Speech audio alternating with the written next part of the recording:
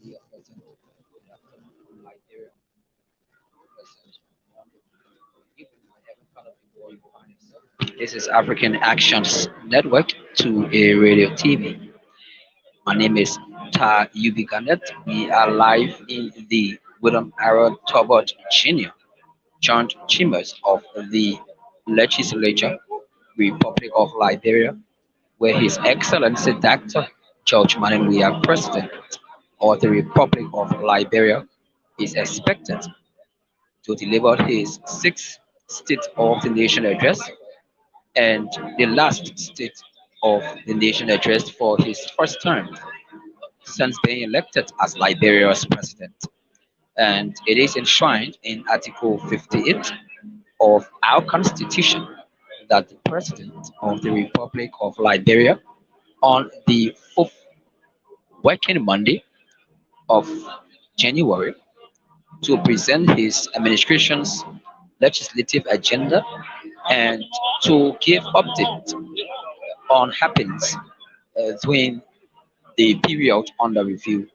And so, as part of that constitutional mandate, the president will on today at 4 o'clock address the nation and set the legislative agenda for the sixth session of the 54th legislature. Currently, we are on arrival. We received the members of the diplomatic corps. They are here in their numbers. We've also received the cabinet ministers, and the doyen of the cabinet is also here. I'm seeing the likes of uh, Frank Musa Dane,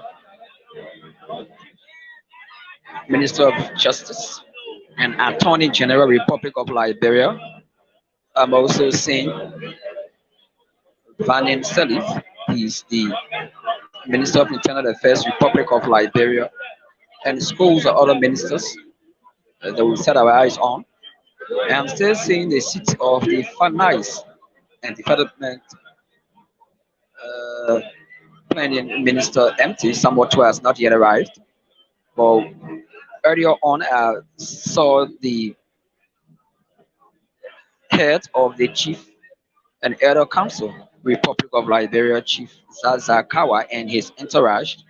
They enter earlier on. Uh, from afar, you can see the Chief Justice and Associate Justices of the Supreme Court of Liberia, and they are currently seated. And so this is the SONA, the sixth SONA, and we just received the presence of the Speaker and members of the 54th Legislature. And the Speaker, as per Constitution, will call the session to order, and therein, after he will usher in the President of the Republic of Liberia that will come to address the nation and set his legislative agenda for the last session, which is the sixth session of this 54th legislature. My name is Ta Yubikandet. You can share the broadcast, but we are currently here in the John Chamber, bringing you play to play happening of the sixth sooner. And so, any moment from now, the speaker will be calling this session to order. But we've seen schools of Liberians that have come from all walks of life. We saw clergymen. I saw the likes of Reverend Samuel Davis, and earlier on, I saw Youth and Sports Minister Suka Wilson. I also saw the Minister of Education, Professor D. Ansu Soni. They arrived earlier on. But as much as possible, this is where we are this afternoon. Is exactly 3:30 in Liberia, and 30 minutes from now, the President of the Republic of Liberia will be delivering his sixth State of the Nation address. And we are all opting to hear from the President if he should be given a mantle again in October of this year. This will be his last State of the Nation address for this term. But if not, it will be a last State of the Nation address of Republic of Liberia. And they just announced the arrival of this Vice President, Chief Director Joel Howard Taylor. And so shortly, the standing ovation, and the Vice President walks up.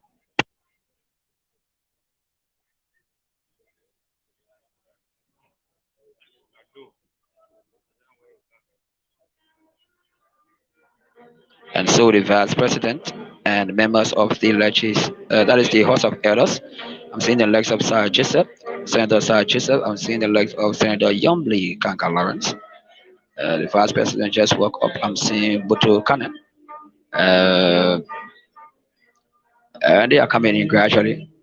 Obviously, all may not attend. I just saw Senator Abraham Darius DeLong. And so that's it. The House of Elders are here already. Earlier on was the Speaker and members of the Honorable House of Representatives. Now the Vice President, who also serves as President for the Senate and the Senators of the Legislature. I'm seeing the like of the newest Senator in Liberia from Lofa County, Councilor Joseph Patojala, beautifully attired in his forest green, popularly known as purple suit. Senator Delon is there with his ash gray coat, navy blue shirt with strap of blue and purple tie. And it's a colorful event. And any moment from now, as I said earlier on, the speaker will preside over this session and call this session to order.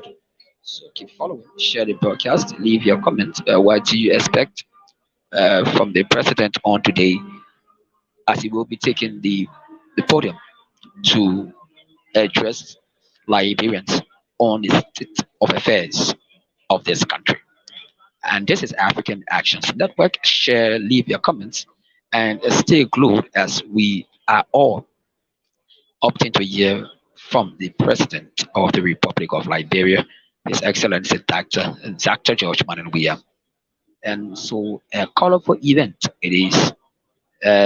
Mixed attire here, some are dressed diplomatically, while other folks are in their African attire. And I'm seeing Senator Didon greeting one of the diplomats. Nice handshake. And they're having a little short conversation. That's Senator Darius Dillon right there. So this is where we are in the joint chambers of the 54th legislature.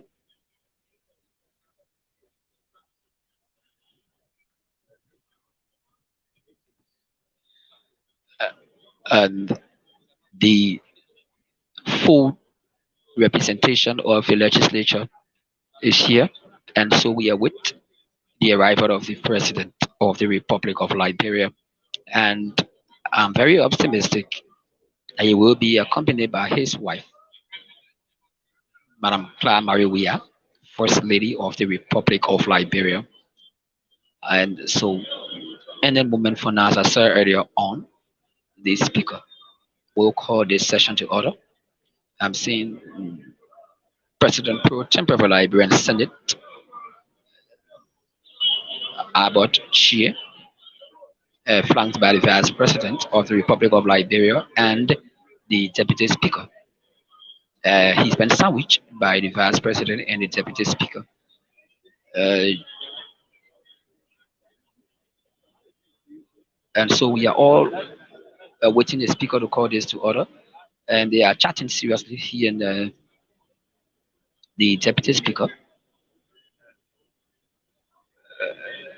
And so moving forward, any moment from now, the Vice President, that is the Speaker of the 54th Legislature, Dr. Buffer Chambers, will call this sixth State of the Nation Address session to order. And following that is my understanding that the chairpersons on the executive from both houses will be asked to walk out and usher in the president of the Republic of Liberia. That's my understanding. And so this is where we are gradually becoming a jam-packed William Aratoba joint chamber here at the legislature. And I'm seeing The representative of District 15, Monsuado County, he is Barrett, Rare Barrett. That's Abu Kamara, Rare Barrett. And so that's it. As I said, mix attires here. You have some footly attire in the African, while others are in their diplomatic suits. Some are in their French dress code, but mix attires here. But it's actually a colorful event. We are seeing members of the Economic Community of West African States, ECOWAS. I'm seeing the ambassador for plenipotentiary of Cuba. You seated. DR Congo has a representative here as well. The Vatican has representatives. France, the U.S. embassy in the Monrovia, of course, represented as well. Chinese embassy in the Monrovia have representatives here as well. And so that is where we are currently, gradually becoming a jam pack with our Tobert Genius, John Chamber here at the legislature. And so, as I said earlier on, we've not seen the full bench of the Supreme Court of Liberia, but as much as possible, I'm seeing the Chief Justice, Madam Her Honor Sianen Iyo, Chief Justice of the Republic of Liberia. And we are still waiting for the Speaker to call this session to order. He's having a little tic-tac with the Vice President of the Republic of Liberia. A little tic-tac, uh, a little tic-tac with the Vice President of Liberia.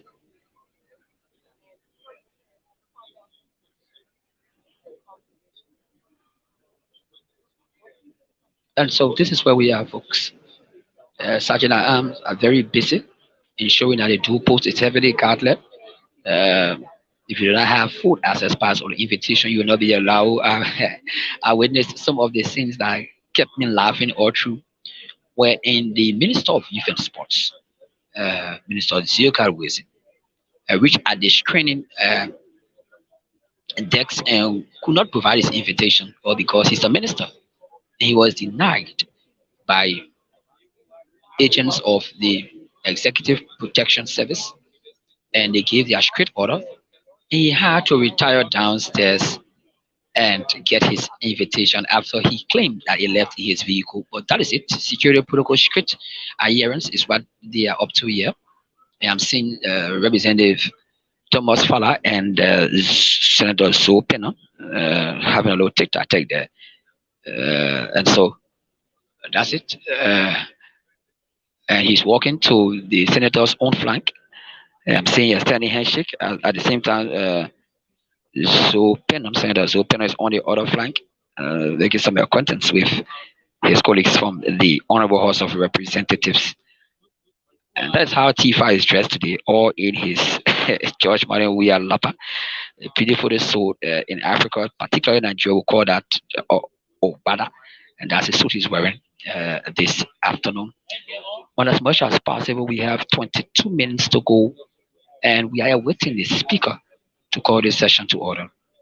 My name is Atar Garnet. To all of you following, many thanks for always following us. This is African Actions Network, and this is the best tool for broadcasting. And so just leave your comments. What do you expect of the president on today? Share the broadcast, invite someone to watch along with you. And let's hear from the president on his sixth State of the Nation address that will be delivered just in a space of 22 minutes. My name is Taganet. For those of you following, it is indeed a colorful, very colorful event. It is today a little bit of quietude, only whispering, chip, chip, chip, lawmakers whispering to each other, the vice president and the speaker in a little tic tac tac. And, uh, and so that's it. That's why it is. As I said earlier on, we are yet to receive the Minister of Foreign Affairs and that of the Minister of Finance and Development Planning. I'm seeing their seats still empty. Um, it's a full media house.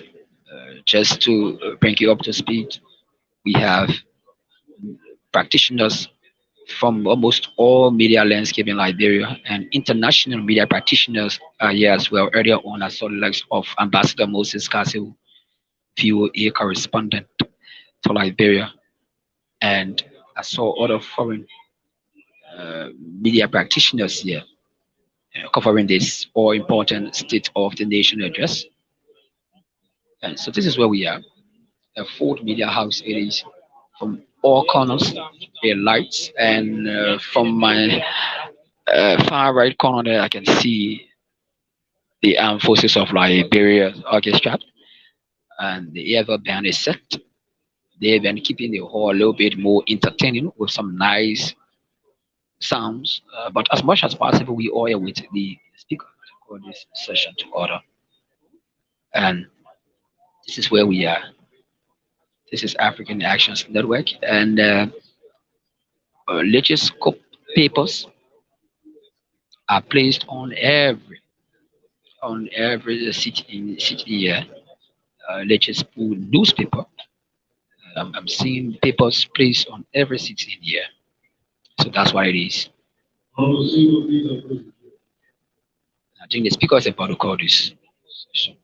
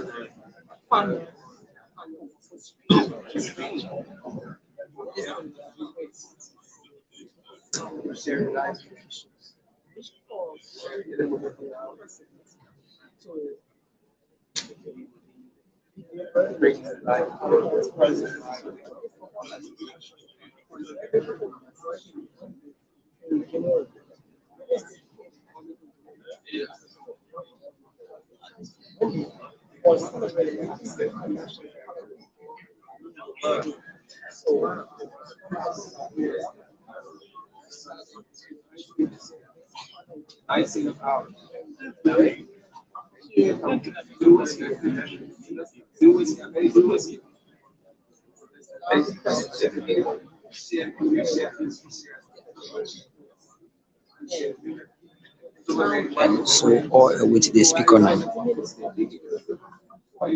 to call this session.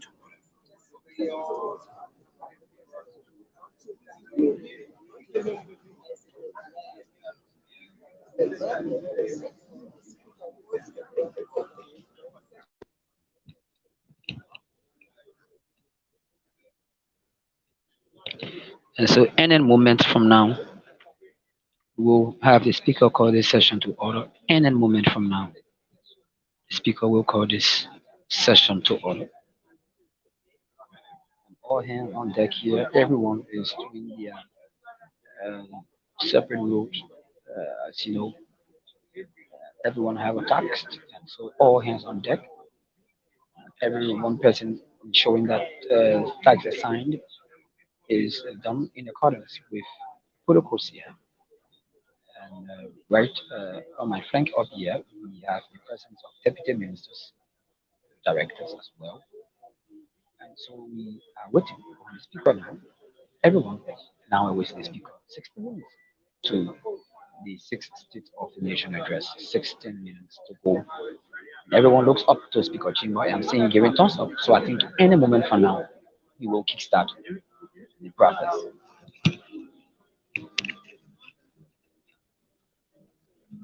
Getting some signal. Getting some signal. And slowly, chup, chop, chup, chop, ting tong, the ever band. Orchestra is doing their own work up there, keeping folks here entertained. That's why it is. Uh, Very colorful, yet peaceful gathering here, waiting the president's arrival. There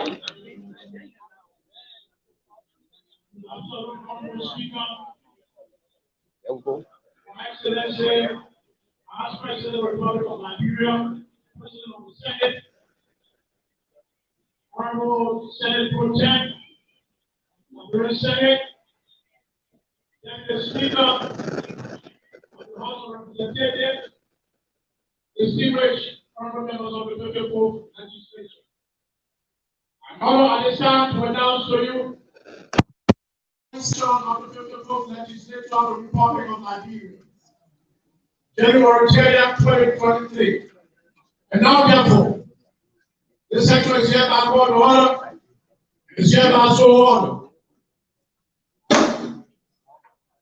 Session has been called to order.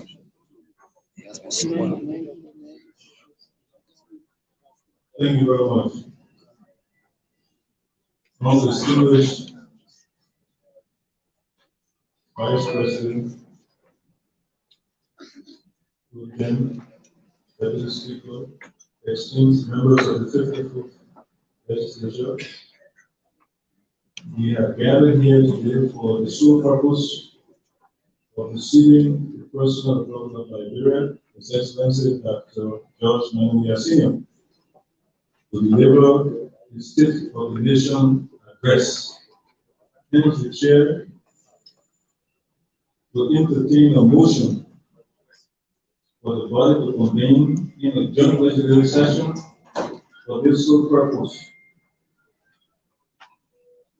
We will now entertain a motion for this session to commence. Honorable Johnson Weber. Finance and Development Planning Minister just arrived. Let's now move on for the motion to call this session. The chair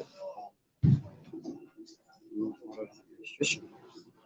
Mr. Speaker, distinguished colleagues, I, Honorable Professor Johnson Michael, Representative Electoral District Number 9, Weah County, Chairman of this committee, Rules and Administration, who hereby move, if I can obtain a second, that the legislature convenes a joint session, legislative session, for the sole purpose of receiving the President of the Republic of Nigeria, His Excellency Dr. George Weah Senior, to deliver to this body this State of the Nation address. So moved. Waiting in a second. The Right Honorable Bojo Kana of Bapu.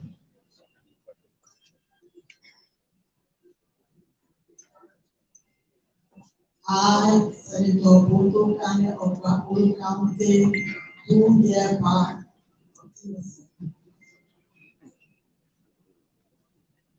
With now receiving the motion, are you ready to vote? All those in favor, make a note by saying yea. Those against, nay. Make a note by saying nay. Abstain, those abstain stand. With the yea motion, with the yea vote, the motion carried. We will now ask the Chief Clerk to inform this August body as to what the quorum for this transaction of this joint legislative session has been met.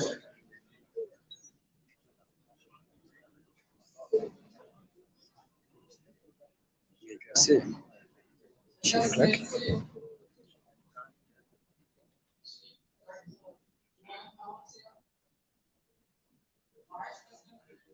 Nigeria, President of the Senate, Honorable Dr. Walter Chambers, Speaker of the House of Representatives, presiding officer of the joint legislative session, Senator Ivor Chichia, President Pro Tempore of the Nigerian Senate, Honorable J. Olachipoka, Deputy Speaker of the Honorable House of Representatives, honorable ladies and gentlemen of this noble house. Honor to announce to you records from the office of the Secretary of the Senate that of my office show that there is a quorum for the transaction of this joint legislative business for the sole purpose of receiving His Excellency Dr. George Manuel Weah Sr., President of the Republic of Nigeria, to deliver to this august body State of the Nation address, which happens to be the sixth of his administration. Thank you very much, Madam Chief Clerk. Esteemed fellow colleagues, with the response from the Chief Clerk that there is a quorum for the transaction of business for the sole purpose of receiving the President, His Excellency Dr. George Manuel Sr. to deliver his State of the Nation address. The Joint Committee on Executive of the both houses of the Nigerian legislature to escort, be accompanied by the Sergeant at Arms to escort his presidency in this joint chamber for the purpose for which we have gathered. This was denied. Denied. You ready now? Yeah, get called. Denied.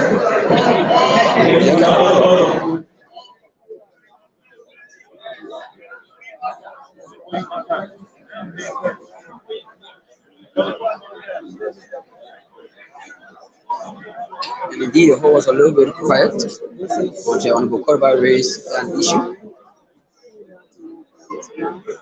So, so we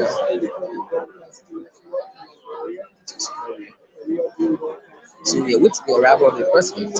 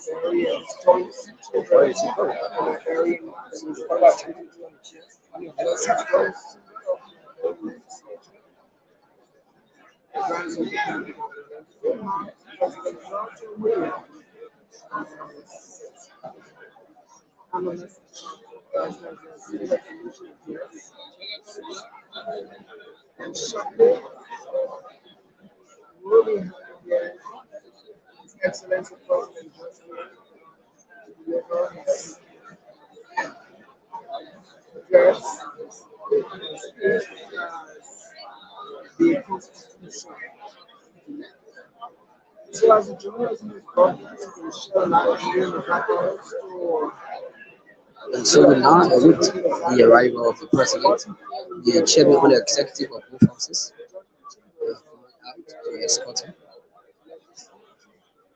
Out to escort him.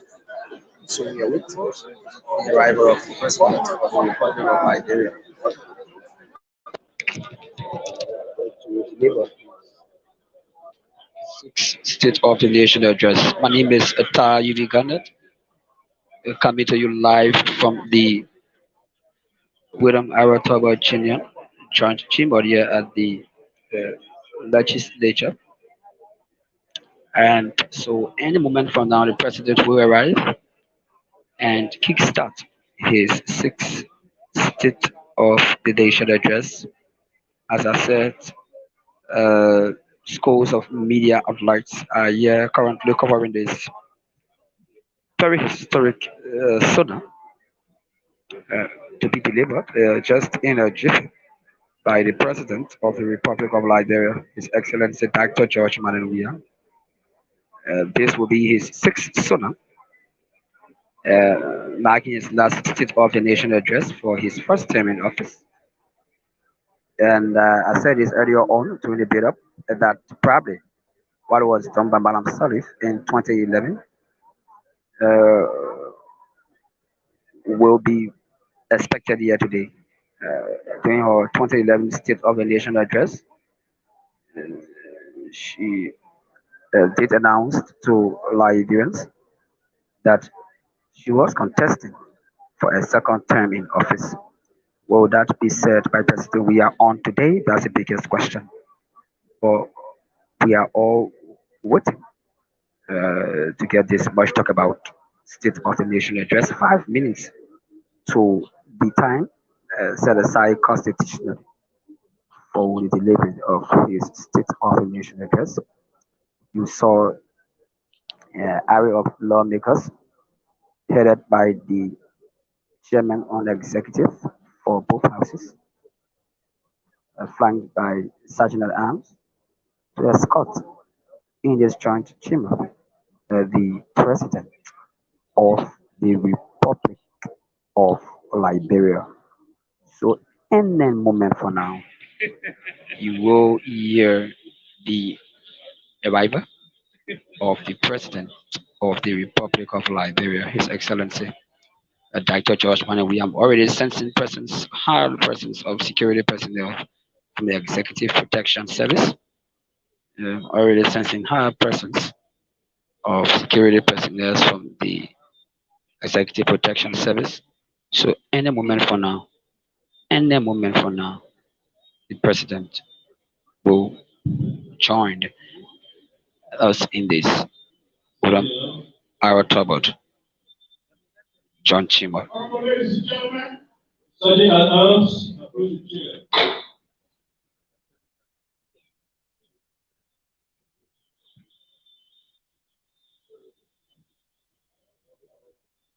was called to order.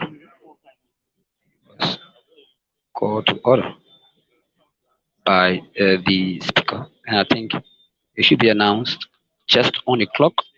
Once the clock ticks 4 p.m., the president's arrival will be officially announced. I think that was the order that the sergeant at arms was called to, and so we are waiting. The clock is moving tick tock, tick tock, fastly approaching 4 p.m. And once it is 4 o'clock on the dot, the president's arrival will be made known by the sergeant at arms right here in this John Chamber. It's a very sunny Monday afternoon in Liberia. Very good weather it is. Um, Outside of the building was brought to you earlier on. It's jam pack out there. You can imagine. It's jam pack, and so many of whom have come just to show loyalty, as we spoke with them earlier on today, regarding their commitment to President Weah re-election. As I said earlier on, no form of council protest, as has been witnessed during other State of the Nation addresses. Not this one is peaceful for now. As I speak to you, the security presence here is very high as well, and it's just quiet and all ears, waiting for the clock to tick 4 p.m. To announce the arrival of the President of the Republic of Liberia, His Excellency Dr. George Weah. And so it's a full house.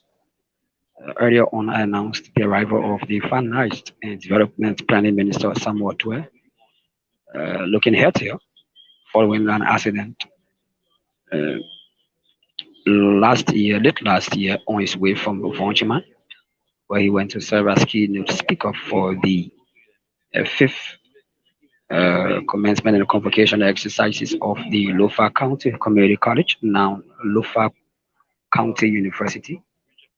That tragic motor accident led he and his wife to fly all of Liberia and seek better treatment in Turkey. And I'm also seeing he's flanked by the Minister of Foreign Affairs, D. Maxwell Kimia. And so it's a full cabinet. It's a full cabinet, as you can see. I'm seeing Janine Cooper, Minister of Agriculture. She's also the beautifully bedecked in pink. Uh, Honorable ladies and gentlemen, Try to suit. At this time, we announce the arrival of the President Republic of Nigeria, His Excellency Dr. Weah. That's it. And it's still on for this couple minutes.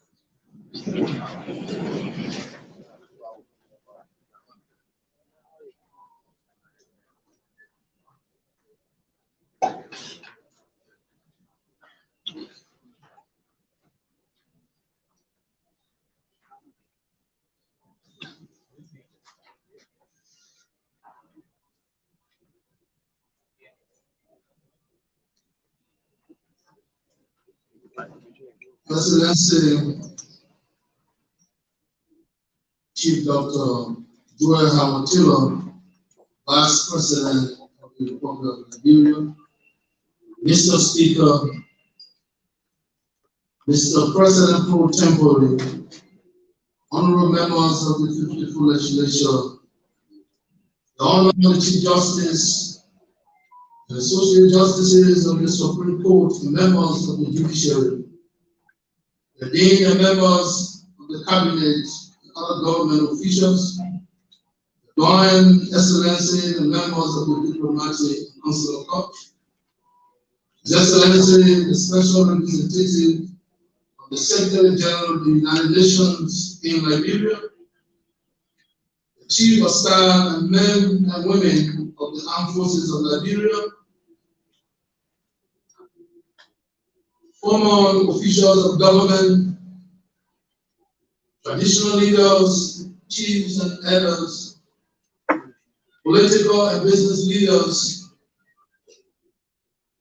religious leaders, officers and members of the National Bar Association, labor and trade unions, civil society organizations, members of the Folk Estate, special guests, fellow Liberians, distinguished ladies and gentlemen.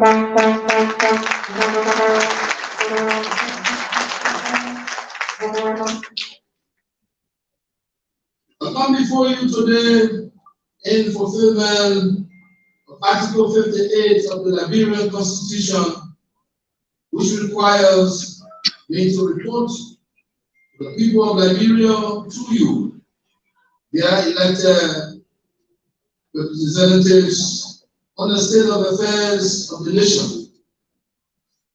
This year has a special meaning for me, as it marked the sixth and final state of the nation address to this honorable body for the term of my presidency, to which I have been elected.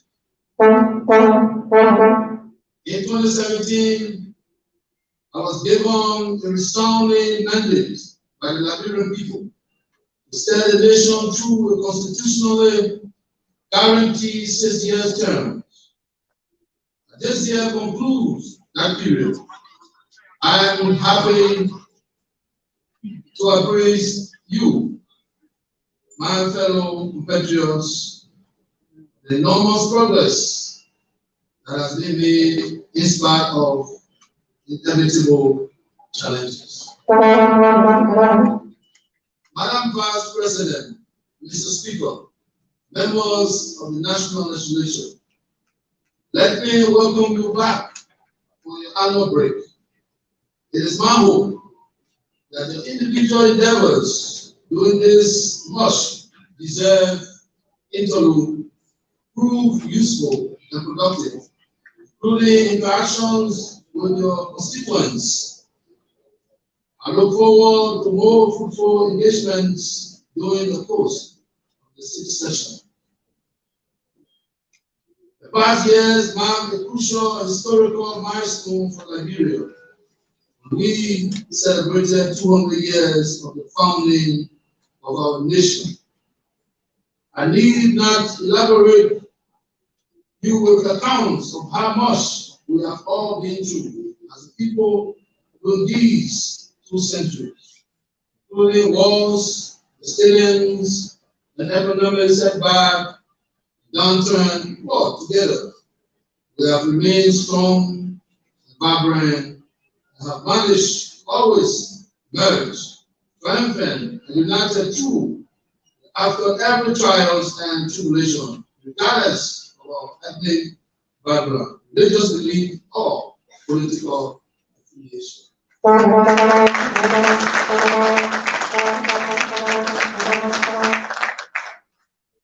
As your president, I've made in mind overarching purpose, duty to work towards preserving the peace of the nation, ensuring always that we do not slide back into conflict.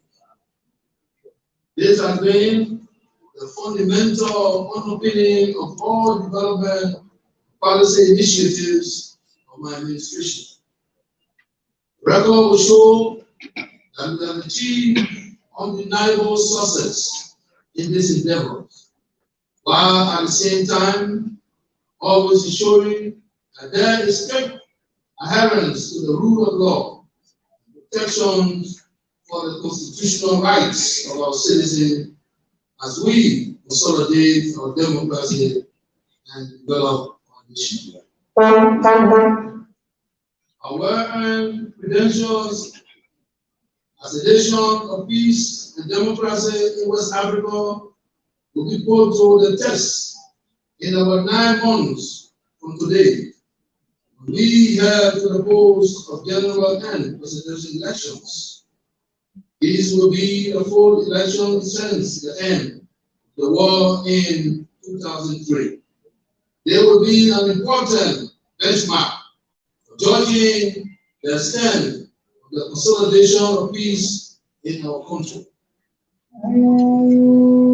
Perhaps most significant is that these elections are the first to be primarily organized and administered by Liberia since the drawdown of the United Nations peacekeeping mission in 2018.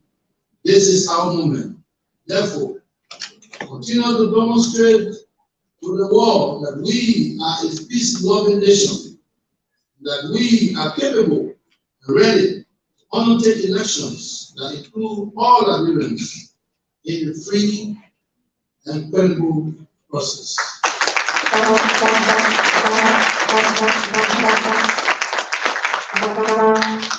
Not only to our individual patriotism, we put on trial, but our institutions of democracy will also be tested. I am of the strongest conviction that this is a test that we can and we will pass.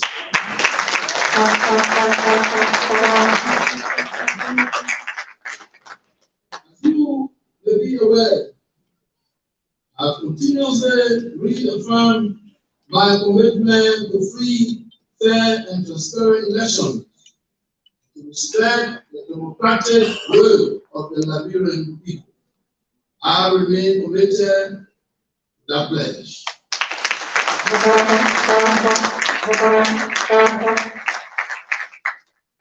want to thank our partners,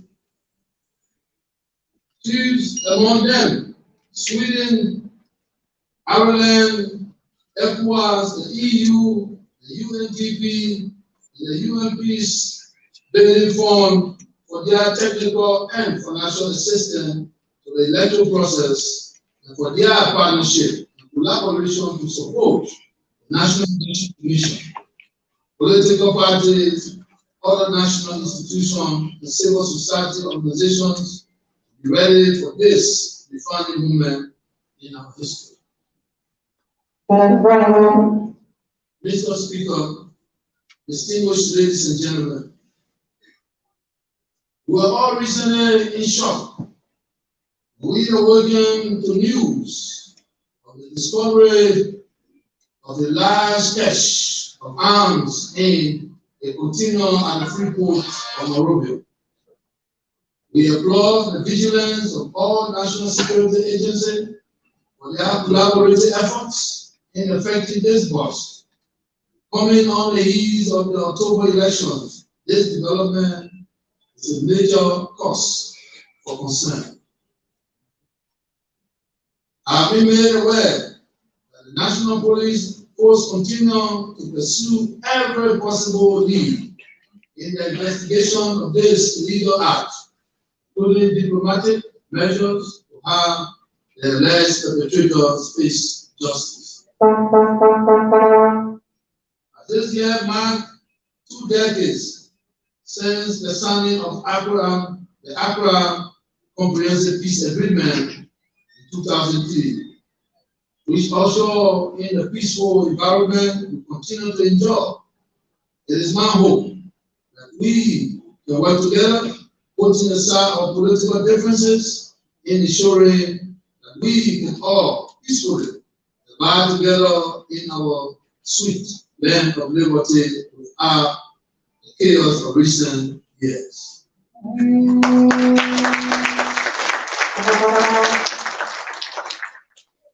In so doing, it is both important and imperative that we summon our collective will vigorously confront potential troublemakers and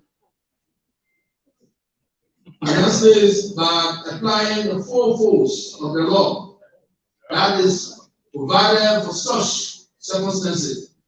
We owe it to ourselves, to our children, and to our children's children to repair and eliminate any threat to our hard-won peace.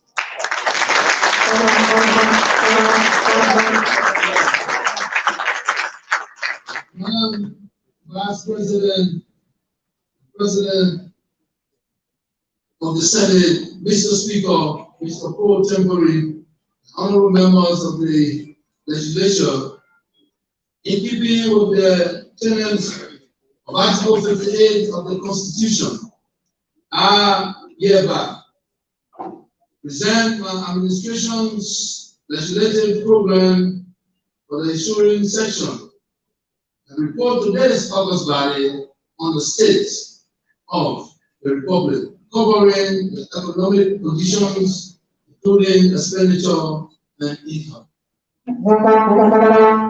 As I deliver this, my last annual message to the nation in this term as President of Liberia, I will first of all want to thank my Vice President for her support during this year.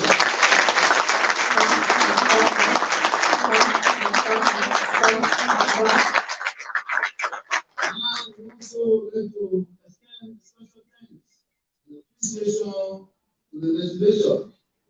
and the judiciary the level of cooperation and collaboration that our three branches have enjoyed during these past years. Mr. Speaker,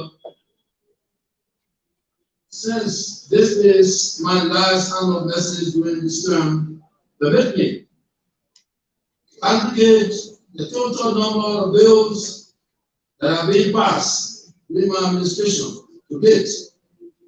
The 54 legislature has enacted almost 200 acts covering all aspects of our national endeavors. Permit me also to highlight among these numerous pieces of legislation, a few which, in my view, are particularly significant. These include, but are not limited to the following.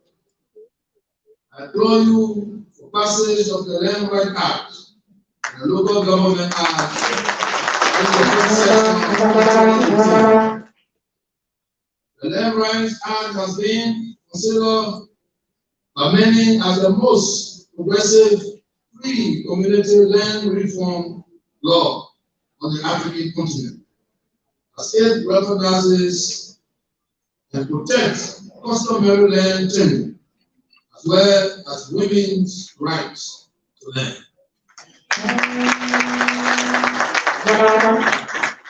The Local Government Act has established a system of governance consisting of local appointed and elected officials and brings them authority and resource to enable them to cater directly to the care and needs of the citizen in their respective counties.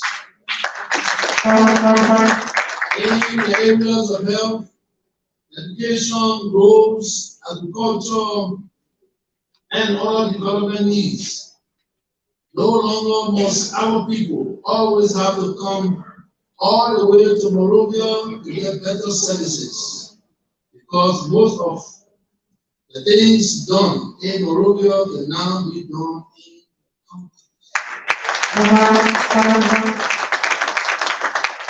in related development. We passed the revenue sharing law in 2022 to enable revenue sharing between central and local government in Liberia. It was designed with the main objective of promoting domestic resource mobilization through fiscal decentralization for local empowerment.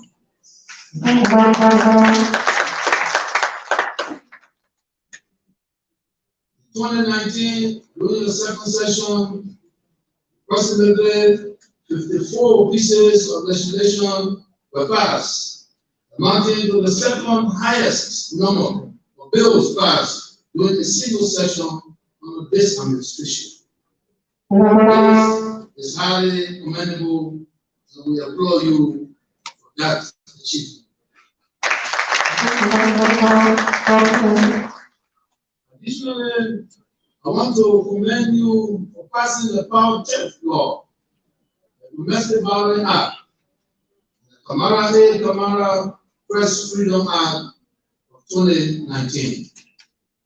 Power Theft Law seeks to address the increasing theft of electricity through illegal connections, tampering with meters and with transmission and distribution lines, as well as the theft of LEC's assets, including lights, poles, wires, and transformers.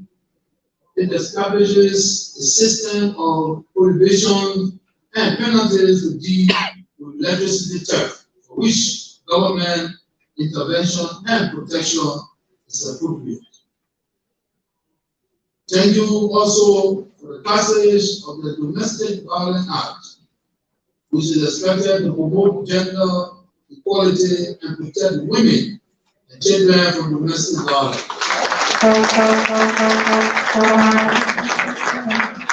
This law is intended to reduce the entrenched gender inequality practices which were on the increase in our country, let me assure you that these laws will continue to be fully and appropriately enforced on my administration.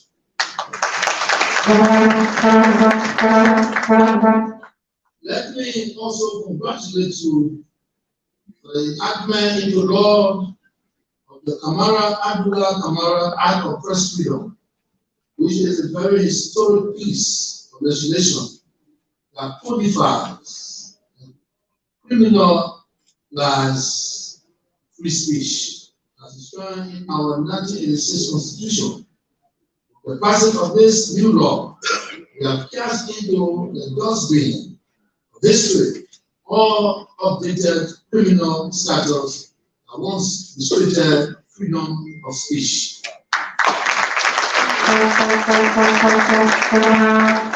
Today, we are proud to see that dozens of newspapers exist unhampered, unrestricted, along with numerous radio stations and TV stations that are now flooding our airwaves.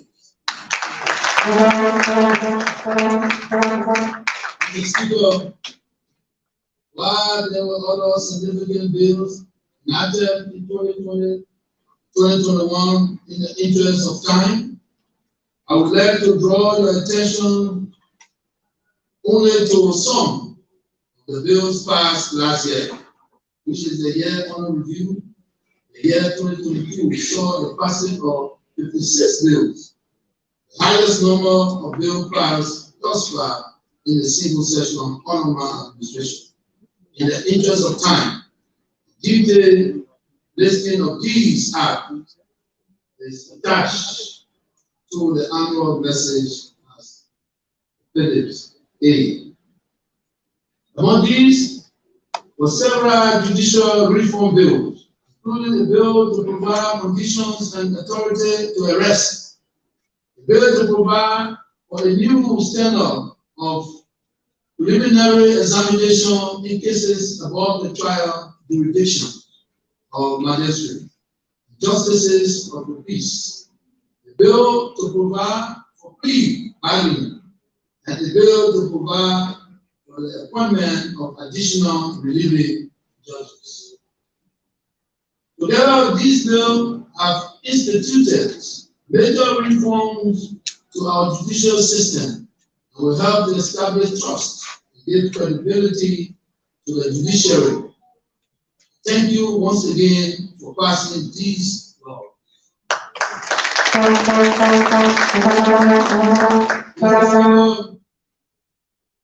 As our fight against corruption and financial crimes remain paramount, we applaud you also for passage of bills seeking to strengthen our integrity institutions, such as the amended Central Bank of Liberia Act, the National Intelligence Agency Act, the Anti-Money Laundering, Terrorist Financing, Preventive Measures, and the Proceed of Plan Act 2021, the new Internal Audit Agency Act, and the amended and restricted Liberia Anti-Corruption Commission Act. Together, these laws will strengthen our anti-graft institutions and minimize vices associated with corruption and financial crime in our country. They will also further strengthen our financial sector and make it consistent with international best practices. Will also ensure secure financial transactions in support of our monetary and fiscal policy. Thank you also for the ratification of several agreements with our international partners to provide development financing in support of our budget and infrastructure needs. Mr. Speaker, one of the most significant achievements in support of our call for national unity was the passage of the Dual Citizen Bill last year.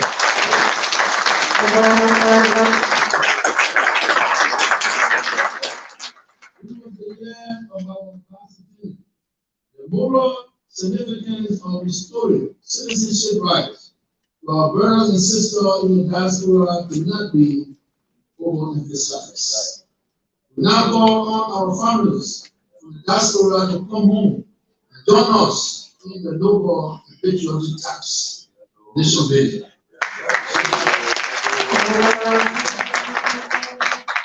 So that we all continue to enjoy our sweet and glorious land of liberty, which was given to Nigerians by God's mercy.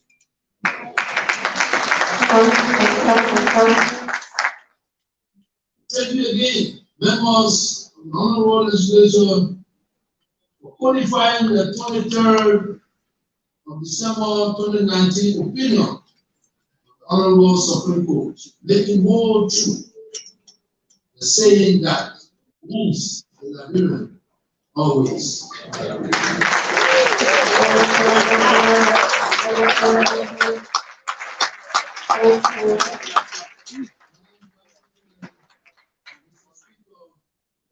Mr. President, temporary, honorable members of the legislature, while we applaud you for the record-breaking passage of these various bills, we would like to remind you, however, of some important bills that are still pending before you, including the following: agreement establishing the African Continental Free Trade Area, act to establish the West African Police Information System, the status of the International Renewable Energy Agency, the Legal Aid Act of 2022, the Nigerian Correction Service Act, an act to establish the Civil Service Commission, the revised corporate health law of Liberia, the revised and restricted chapter of the University of Liberia, the International Solar Alliance Framework Agreement, just to name a few. These bills are very significant to the success of our global agenda. We therefore urge you to consider the urgent passage in this sixth session. Mr. Speaker, it is our understanding that an affirmative action bill aimed at increasing women's representation in the national legislature is being introduced under the sponsorship of the Women Legislative Caucus.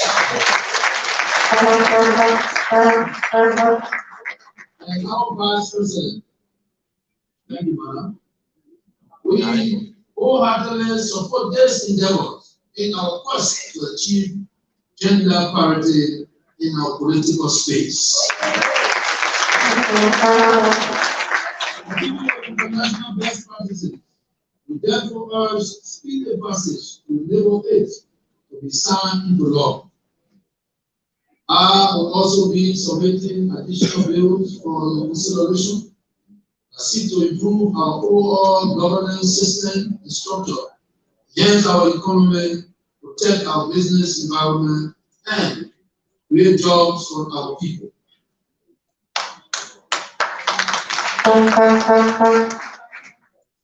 Mr. Speaker, under this administration, a total of 22 executive orders were issued by me. Executive Order 93 to Executive Order 114. In order to meet exigencies that could not await lengthy legislative processes. More especially, however, during the year 2022, I issued 8 executive orders as follows. Executive Order number 107, suspending tariff on off-grid solar renewable energy products. 108, supporting integration and access to social services and safety nets for refugees and other vulnerable populations in Liberia. Executive Order 109, extending Executive Order 100, exempting the Liberian Water and Sewer Corporation custom duties on selected items.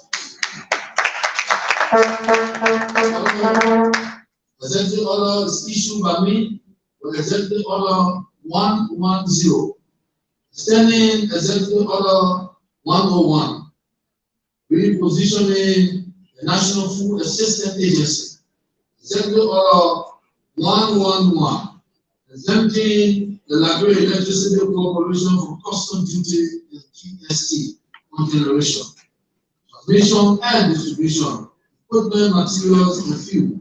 Exempting order 112, establishing of the National Railway Authority. Exempting order 113, suspending tariff unrest. Exempting order 114, establishing the West African Police Information System. Mr. Speaker, as we go through the sixth session of this August body, the final year of the first term of our administration, let us be reminded that although we have worked hard, there is still a lot more to do together.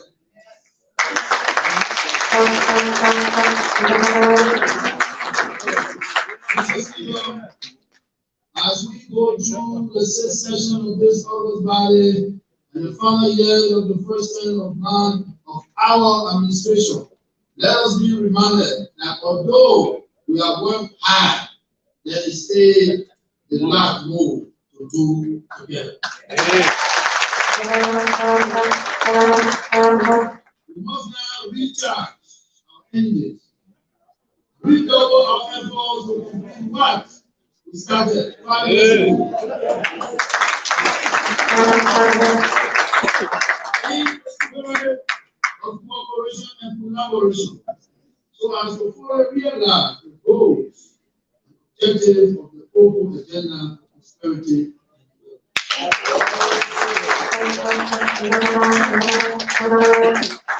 Madam Vice President, Mr. Speaker, Mr. President pro tempore, and honorable members of the legislature, in fulfilling my official duty to report to you on the states of the Republic, our constitutional mandates that specify mention should be made of national income, public expenditure.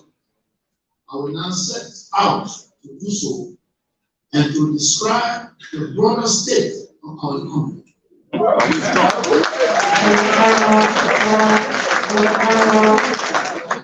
Let me now to take us all back to the beginning of the macroeconomic journey that we began 5 years ago. When I took the oath of office in January of 2018, the Liberian economy was in a state of major distress. The macroeconomic conditions were weak. The country's net international reserve, which had been used by the previous government to stabilize the exchange rate, was very low. The exchange rate had plunged into free fall. And then, government did not seem to have the tools to deal effectively with stabilizing the currency at that time. As a consequence, inflation was increased at an alarming rate, while domestic revenue and development assistance were in decline. Our development partners met with me during my first week in office and informed me that the health fund, which have been paying the salaries of some 2,000 health workers, are dried up. They asked us to take these workers on the government's payroll at the cost of about 12 billion United States dollars. The United Nations Mission, which has been spending some $100 150 million United States dollars annually in Liberia was also leaving, thereby depriving the economy of these resources. By 2018, all of these inflows were gone.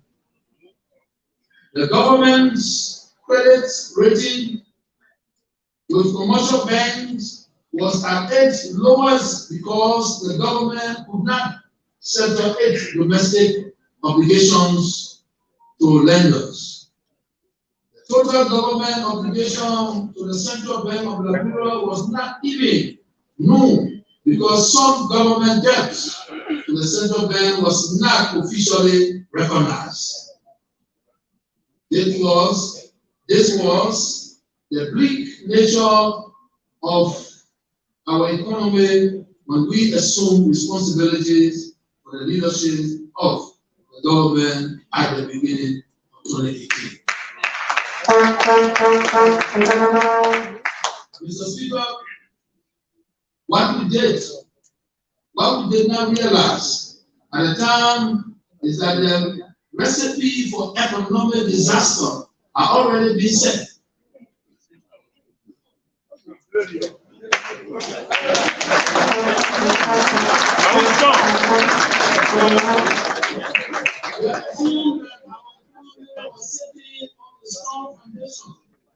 But we were in for a rude awakening when the decline in the exchange rate began to accelerate.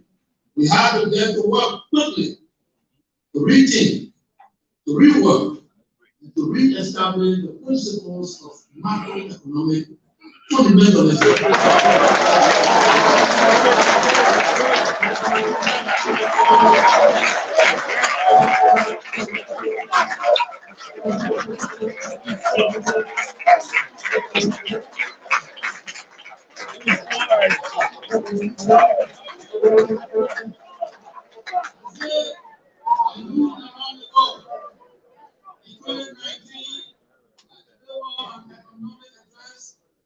The nation which announced an end to government borrowing from the Central Bank of Liberia. This policy forced the government to depend on its own resources to live within the means of the national budget. This was a policy to help contain inflation, to reduce government deficit. In 2019, we also set out to fix the broken and unfair wages system in which government workers were paid without any set rules or pay grades. To end this unfairness, we have to abolish the general allowance system that was allowing this to happen. Although we were faced with revenue challenges, we were determined to keep all civil servants on the payroll. And so we adjusted the wage system and gave every government worker a salary which is based on his tenure and consistent pay grade. As a result of this exercise, 15,000 civil servants received higher salaries, while some 7,000 were adjusted downward. Also in 2019, we entered an IMF-supported program and began a series of fiscal, monetary, and governance reform. Under this program, the Central Bank of Liberia developed a new monetary framework that worked to stabilize the exchange rate without drawing down excessively on net international reserve, as had been done by the previous government. We set out to improve our fiscal balances, domestic debt management, and strengthen the fight against corruption. As a means of restoring government's credit rating, which was at its lowest in 2018, my administration formally and officially acknowledged all of its debt owed to the Central Bank of Liberia and issued bonds to commercial banks to settle the legacy debt that we met on the books.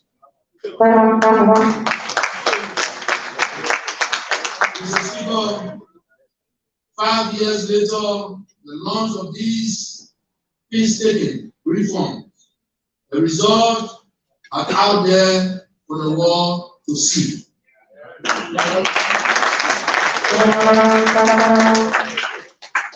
Mr. Speaker, 5 years after the launch of these painstaking reforms, the results are out there for the world to see. Liberia is a macroeconomic exemption in the West African region. We have brought inflation down from a high of 30% to a single digit rate that is now under 7%.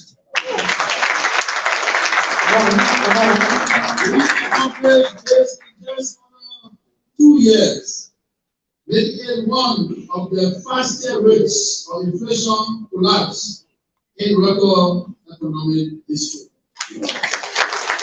We also stabilized the exchange rate for one of the longest periods, and we grew net international reserve to their highest level in decades. We increased domestic revenue to the highest level in Liberian history. We took our national budget to the highest level as well. We established credibility to government finances, reform the banking sector, which are being exposed to excessive risk taking and a high level of non-performing loans. The increased domestic revenue generated, we undertook a series of development programs in roads, electricity, education, and health. Mr. Speaker, these results were obtained despite the outbreak of COVID-19. What this means is that if the pandemic had not happened, Liberia would have been on a faster growth trajectory.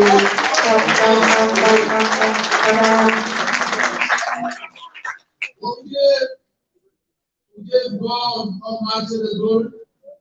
We thank our international partner for standing with us and for the confidence they continue to repose in our judgment and in our leadership.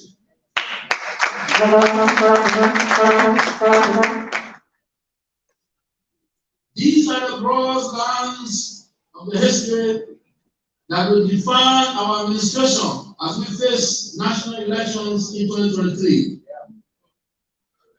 These are the macroeconomic and development narratives that the world is now beginning to learn about Liberia, which our critics and opposition have tried to repress over the last several years.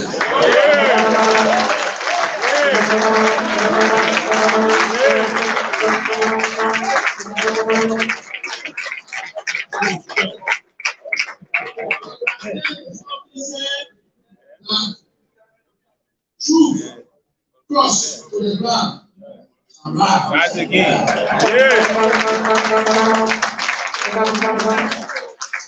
The truth of the difficult decisions and courageous corrections we have made during our tenure concerning the proper investment in education, health, road, and electricity are out there for all Liberians to see and experience. That we stand as we continue to face existing challenges to deliver a more prosperous future for all Liberians. Mr. Speaker, let me now turn to the fulfillment of my constitutional responsibility and report to you that which obtained of the nation's finances in the last fiscal year.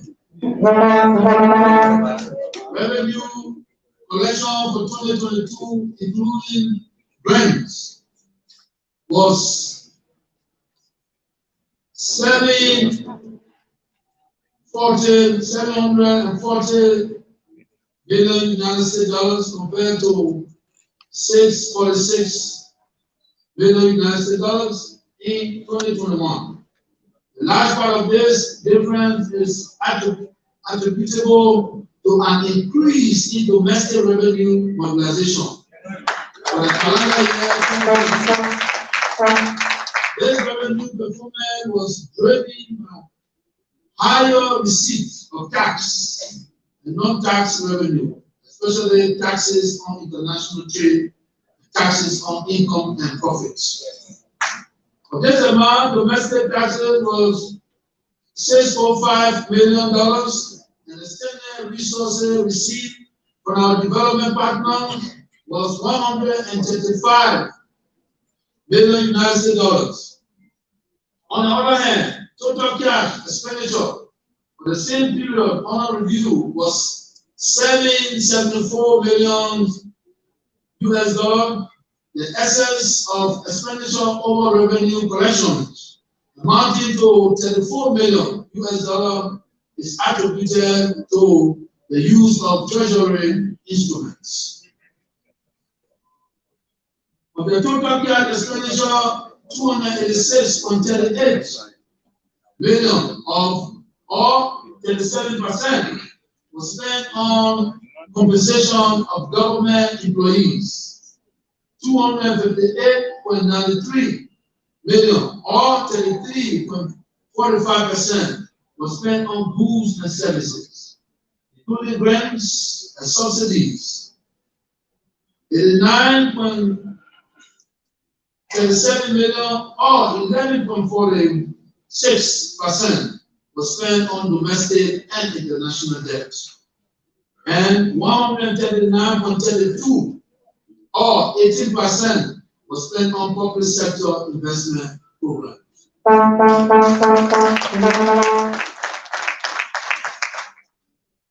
The past fiscal year recorded the highest level of domestic revenue performance since the end of the civil conflict.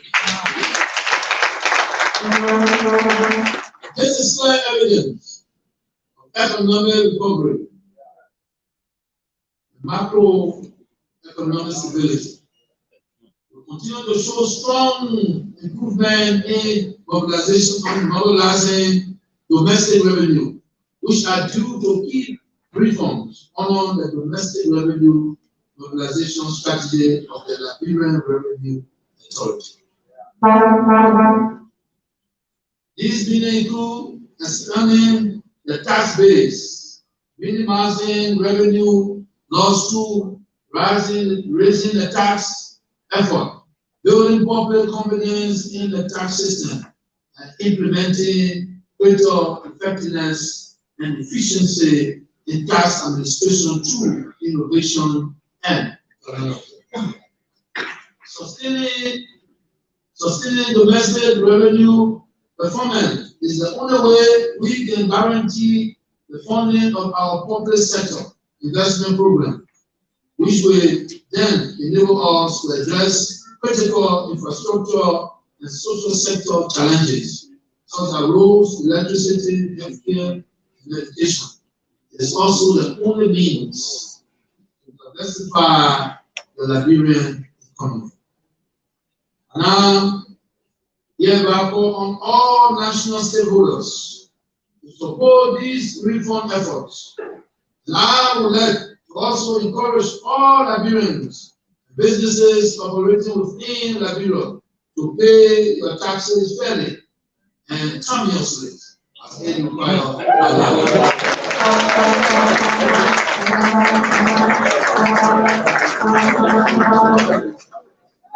Last year we spent $139.32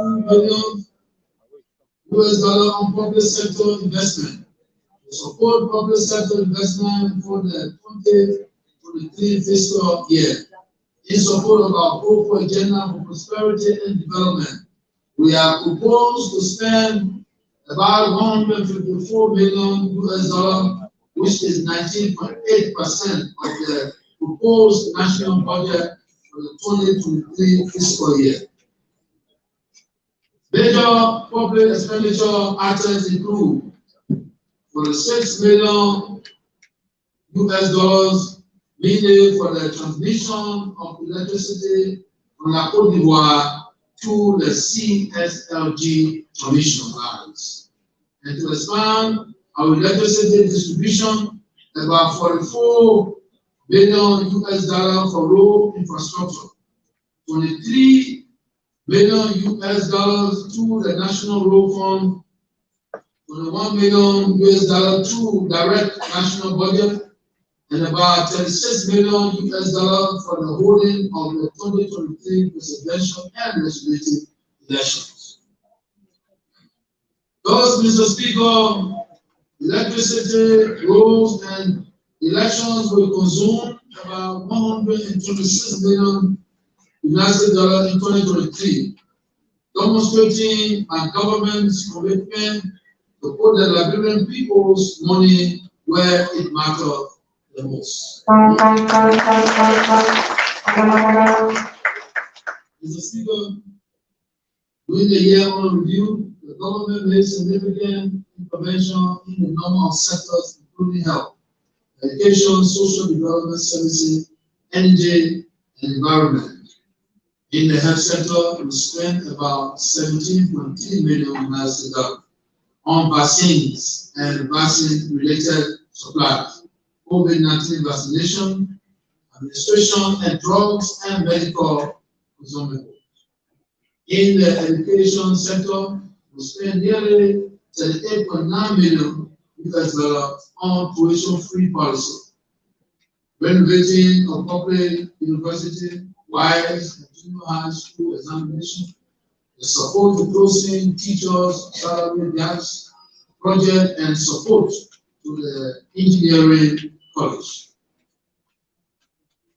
In the social development sector, we spent around 12.8 million US dollars on the county tour implementation and sports checks, the national county league tournament, the completions of the Omega and Douala market projects, the continuations of the Abano Society headquarters construction, and our contribution to the national county project through the Liberian Agency for Community Empowerment.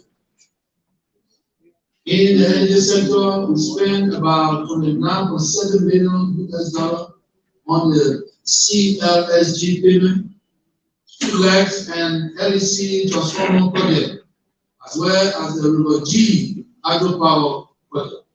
Mr. Speaker, as you are aware, for at least the last 50 years, Liberian fiscal year has run from July 1st to June 30th.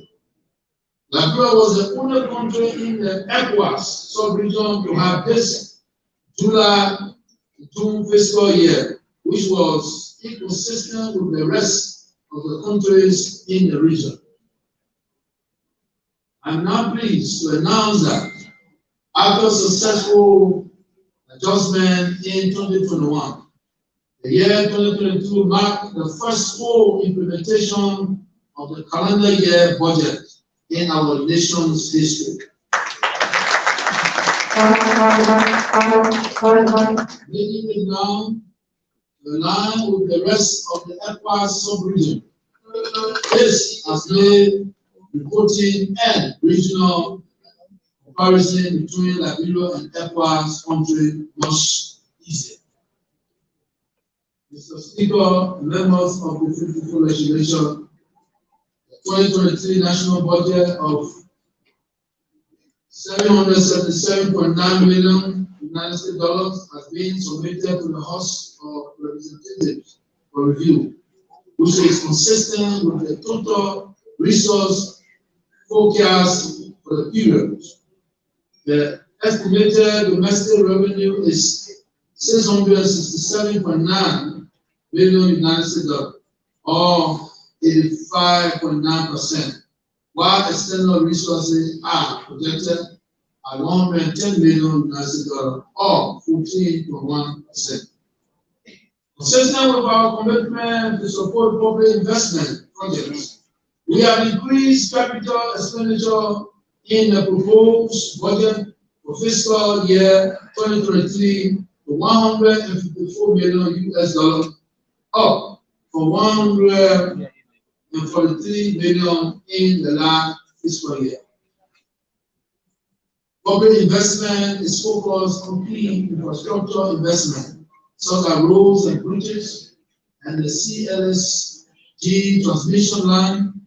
Other programs include the upcoming general and presidential election-related security, counting toward implementation, the compulsory primary educational policy, the Average Youth Empowerment Fund, and support to vulnerable small businesses. Mr. Speaker, my bureau recently concluded its fourth review on the IMF supporter program. The outcomes demonstrate reports, fiscal and monetary performance. In the review, the executive director of the IMF has noted, and I quote, the Liberian authorities managed to keep the program broadly on track by preserving macroeconomic stability, ensuring a comfortable international reserve position, and maintaining debt sustainability.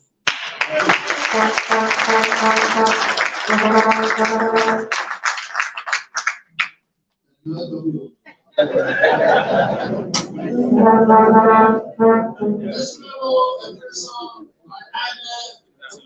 was probably followed by a transfer of 22.1 million US dollars to the Central Bank of Liberia to increase the nation's reserve stock.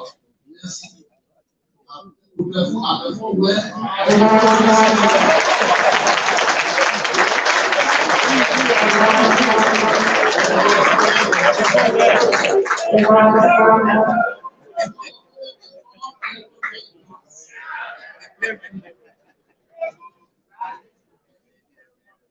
In support of our economic reform leading to a stable economy, we have maintained our commitment to the independence and autonomy of the Central Bank of Liberia.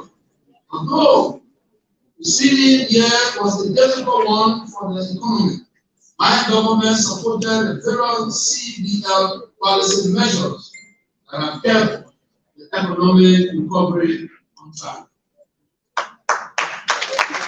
Caused by the COVID-19 pandemic and the ongoing Russia and Ukraine war, the economy grew from 5% in 2021 after two consecutive growth contractions in 2019 and 2020. Growth this year is predicted to rise to 4.2% from the 3.7% in 2022.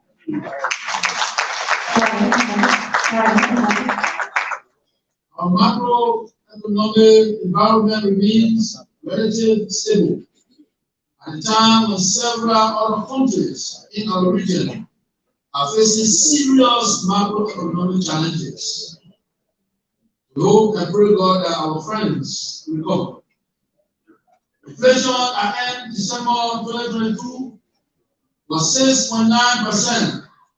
The exchange rate between the Liberian dollar and the United States dollar has remained stable within the range of 150 to 153 for the past 12 years.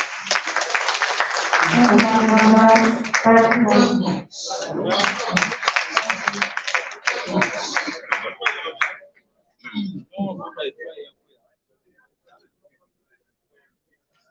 We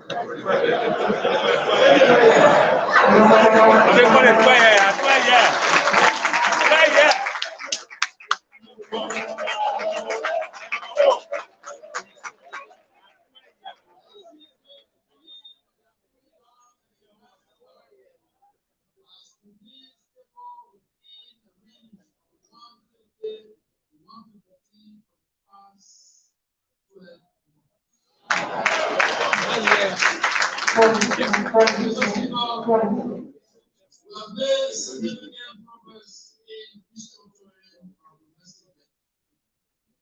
At the outset of the IMF supported program 2 years ago, all legacy loans owed to the Central Bank of Liberia, including the debt owed to the old National Bank of Liberia, were bundled into a restructured and consolidated loan. My government continues to live up to its obligation in meeting these statements in support of the recapitalization of the Central Bank of Nigeria.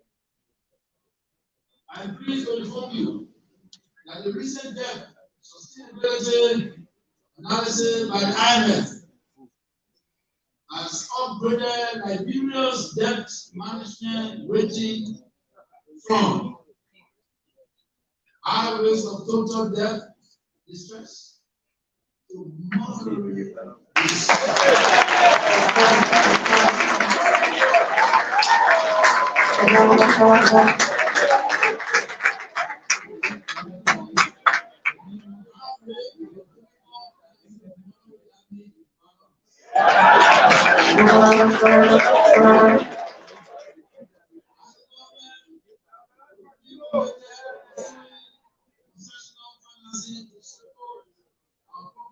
investment program.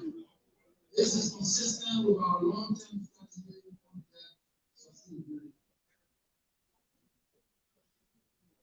As of November 30, 2022, the total stock of domestic debt stood at $835.2 million US, and the total stock of external debt stood at $1.13 billion US for a total public debt stock valued at $1.96 billion US, which is an increase of 12.6% when compared to the end December 2021 debt stock of $1.74 billion US. The growth in the debt stock was mostly triggered by disbursement from external and domestic creditors.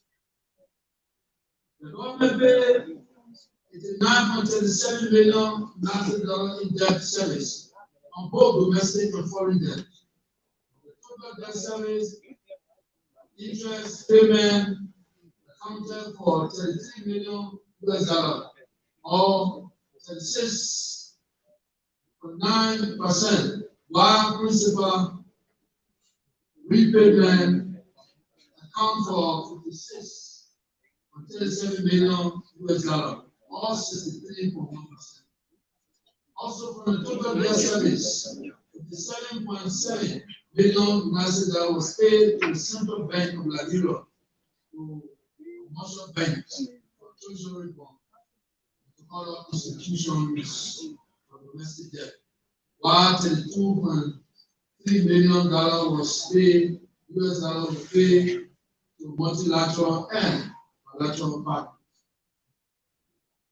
Of the domestic payment of $57.7 million US, about $17.8 million, or 31%, was paid to the Central Bank of Liberia. This payment and the ongoing continuous payments of government's obligation to the Central Bank clearly demonstrate our government commitment and support to the financial and operational independence of the Central Bank of Nigeria. Mr. Speaker, I am pleased to report that the audit of the consolidated account is now current.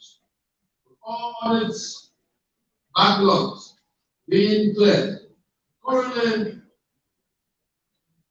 the General Auditing Commission is concluding an audit of the special fiscal year 2021. Fiscal year 2021, the payroll audit and the audit of the domestic debt. These audit reports are expected to be submitted to you within the next 30 days.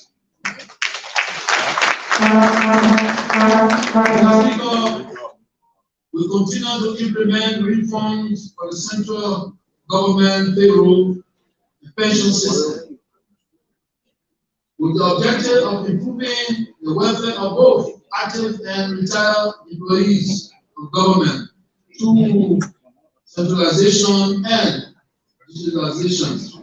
Our payroll is now easily auditable, predictable, and adjustable. Fairness and efficiency, while at the same time increasing the welfare of civil servants.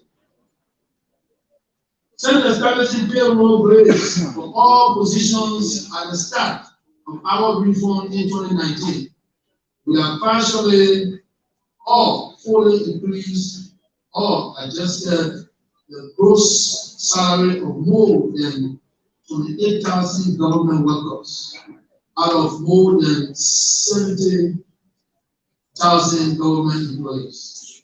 These beneficiaries, employees include teachers, health workers, and how to reach accountants, security officers within various security agencies. Others include academic staff at the University of Liberia, Government University in Maryland County, and other community colleges outside Monrovia. These adjustments are being made possible through the larger fiscal space created under our reform efforts.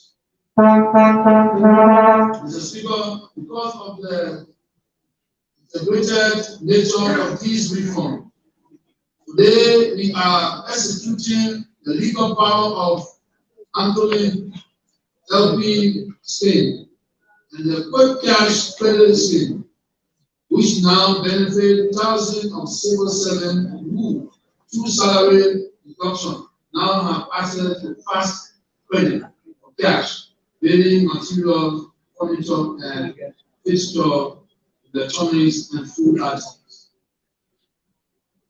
This year we plan to expand the LPA scheme to rural Liberia to benefit more civil servants, including teachers, health workers, security officers, traditional leaders, and workers. This expansion will also benefit rural businesses by increasing their sales and profits. Mr. Speaker, as domestic revenue improves, we remain committed to enhancing the welfare of government workers.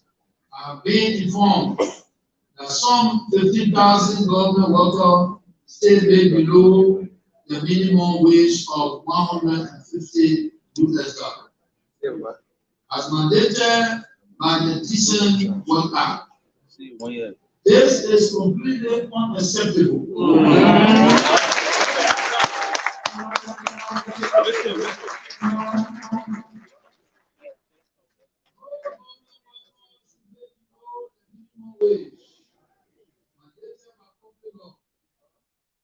I have therefore directed that as part of this 2022 budget, the wages of all such workers be raised at or above the minimum wage. I'm informed that the cost for achieving this is estimated at $6 million US annually.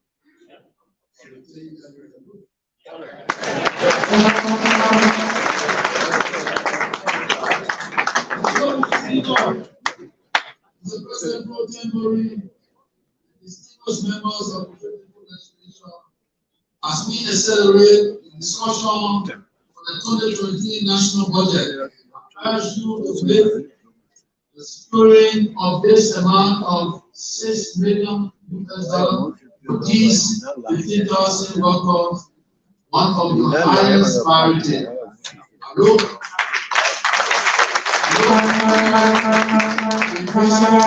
follow on this.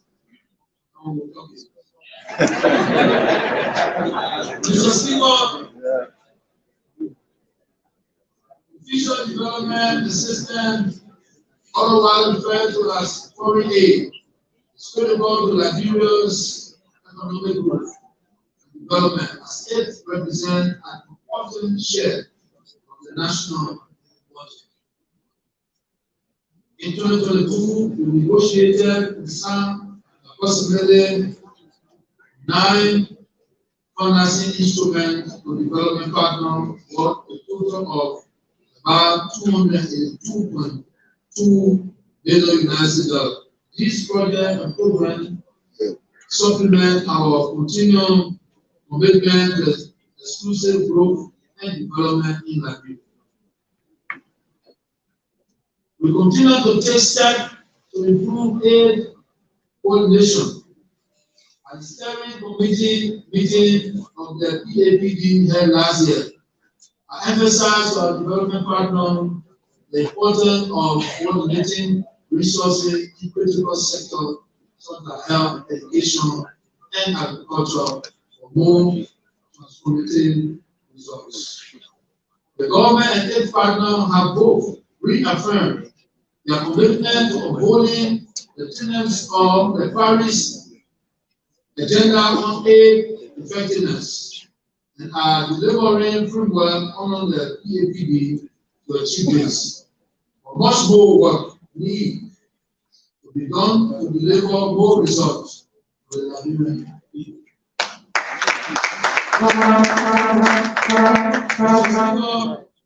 2 years ago, I delivered an address at COP26 in Glasgow, calling for carbon trading on the African continent. A repeated similar theme at COP27 that was held in Egypt last year. My vision is to have Liberia work with the international community to enhance Liberia's potential of being a carbon sink for the world. Given our huge forest reserve, smart climate finance is the way we want to go. And we encourage our international partner to help to get us there.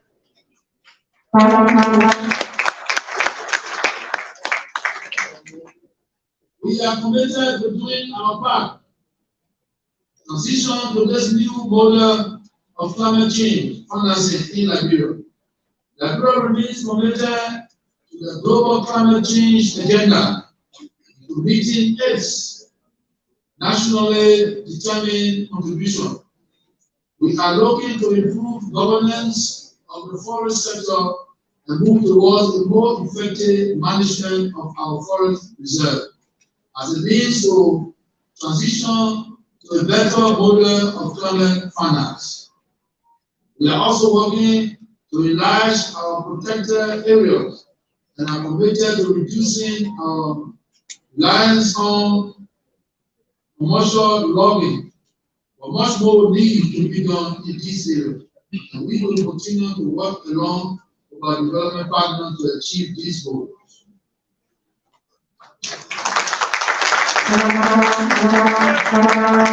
Towards this end, I will open the Climate Finance Forum to be held at the EJS Ministerial Conference in a few days, where the government and its development partner will explore ways of rethinking climate change, climate finance, and carbon trading in Liberia.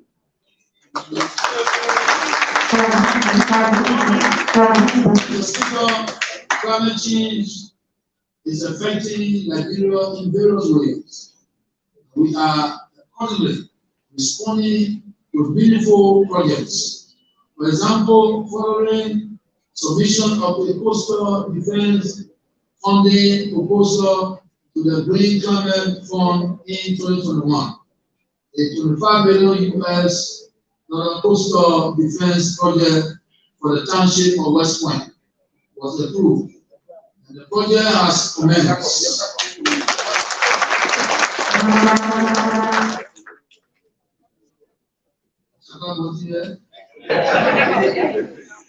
Another coastal defense project for Green Bay, Sano County has also been approved by the Global Environment Facility of $10 million. These two coastal defense projects are expected to reduce vulnerabilities of the respective community against the adverse impact of climate change. In this regard, I would like to thank our partners and stakeholders for assisting Nigeria to secure the needed resources to address these glaring manifestations of climate change damage to some of our coastal communities. My government values the support provided by the UNDP, which is now only co-financing both projects, for which has helped Nigeria to secure the resources needed from the GCF and GEF. UNDP is also partnering with the EPA and the Ministry of Mines to implement the program. Mr. Speaker, together we are working to improve governance and to strengthen the fight against corruption and corporate accountability.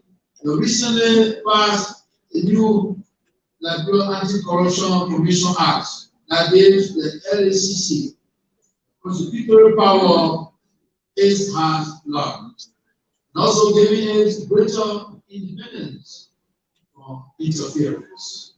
For example, none of the 7 LACC commissioners under this new law can be removed or dismissed by any president, including me. That this provision was inspired in the law because I wanted to make it very clear that my government has nothing to hide, and we are committed to fighting corruption. We have also passed a Witness Protection Act and whistleblower laws. Additionally, my government has increased budgetary support to both the General Auditing Commission and the LACC. In the proposed budget, the LACC will receive the highest share of funding it has ever had in its history. We have also placed new leadership at the Internal Audit Agency. The government is working to place the IAA at the center of the fight against corruption, since it is the first anti-graft institution that can prevent corruption before it happens. We will increase the level of funding to the IAA in this 2023 budget. We will now have the new management, and we will now challenge the new management of IAA to find innovative ways to protect public resources. Mr. Speaker, last year we passed 12 out of the 20 indicators of the Millennium Challenge Corporation scorecard. This is the first time that Nigeria has reached this level of success. These passes show improvement in the overall trend of governance under my administration. We continue to exert every effort to transform the governance space. However, the MCC report does show that we need to pay more attention to quality and effectiveness in health and education. To pay more attention to quality and effectiveness in health and education.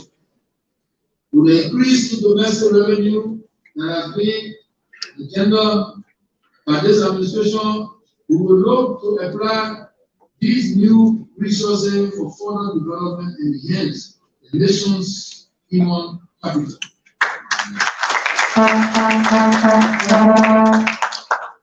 Mr. Speaker, distinguished members of the 54th Legislature, development and improvement in Liberia's human capital has emerged as the biggest generational challenge we face. Education is the cornerstone for our national development agenda and the pathway to a brighter future for our young people. It will empower them to create opportunities for themselves, their community, and for our country. To this end, I have endorsed an education sector plan which has been developed by the Ministry of Education in conjunction with our development partner. This plan, which will spend 5 years from 2023 to 2027, summarizing our vision for turning education around in Liberia. I'm confident that it will be a powerful tool to mitigate the current challenges in the education system, as it provides a strategic roadmap for the achievement of the key education policy goal of the government over the next 5 years.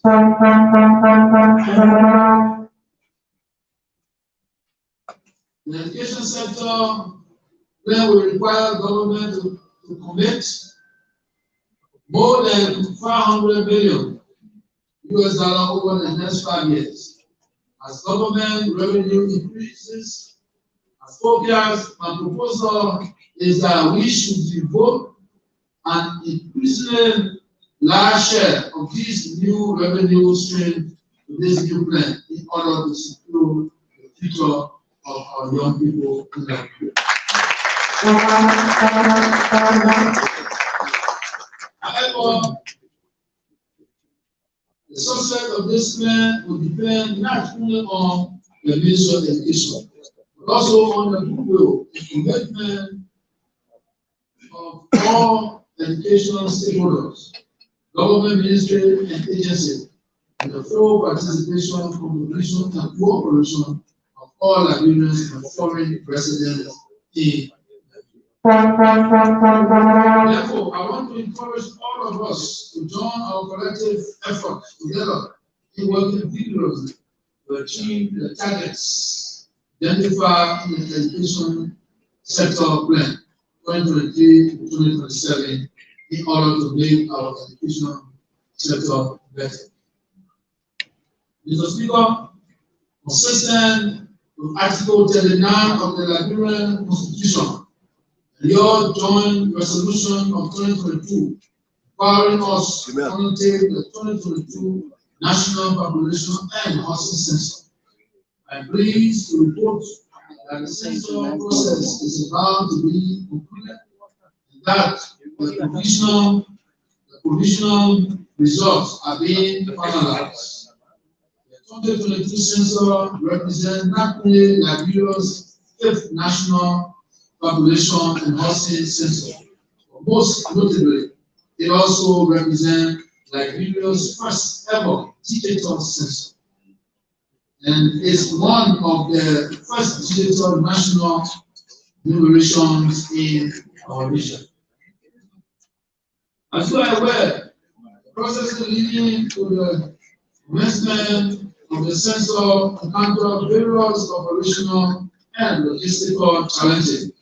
This was not to be unexpected, given the large scale of the project, such as the national census. Nevertheless, with a strong and concerted effort, all stakeholders, these challenges are being handled under the able leadership of the Vice President, who has signed.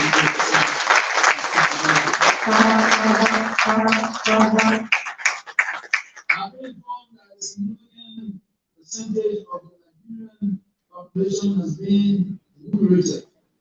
That provisional census result is expected to soon be announced, while the census thematic reports and final results should be published shortly thereafter.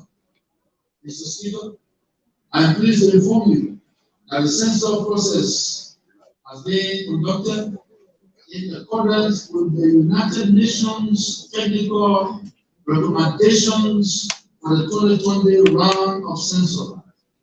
It is conformity with both regional and international standards. I therefore take this time to express my profound thanks and appreciation to all national and international stakeholders who form part of this national endeavor to deliver a successful.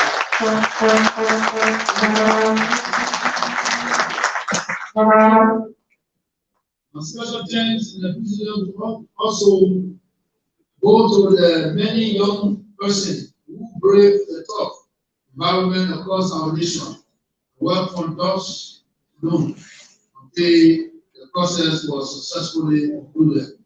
You are our national heroes.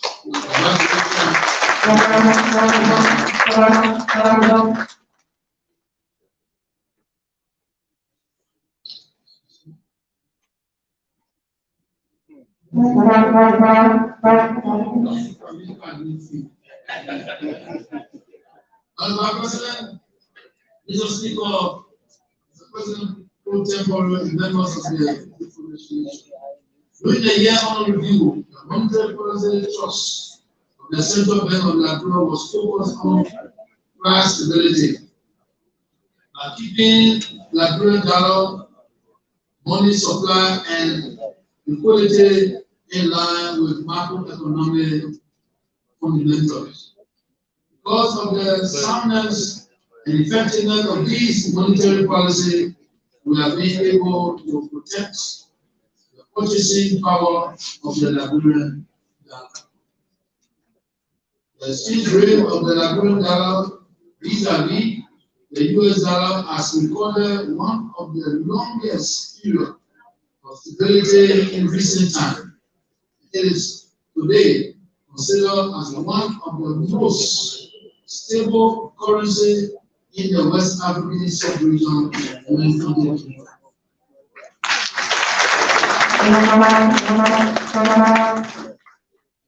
In 2023, our government will remain focused on improving the living standard of our people, promoting a low inflation and stable exchange rate environment, which are important preconditions for macroeconomic stability and sustainable economic development. Mr. Speaker, net personal remittances for the 11-month period January to November 2022, including remittances terminated through mobile money wallets, expanded by 31.8% to $531.6 million, an increase from the 403.2 million US dollar recorded for the corresponding period in 2021. This development shows that Liberia remains one of the major destinations of remittances in Africa. This is contributing significantly to our national development efforts. We would like to thank Nigerians in the diaspora for their support.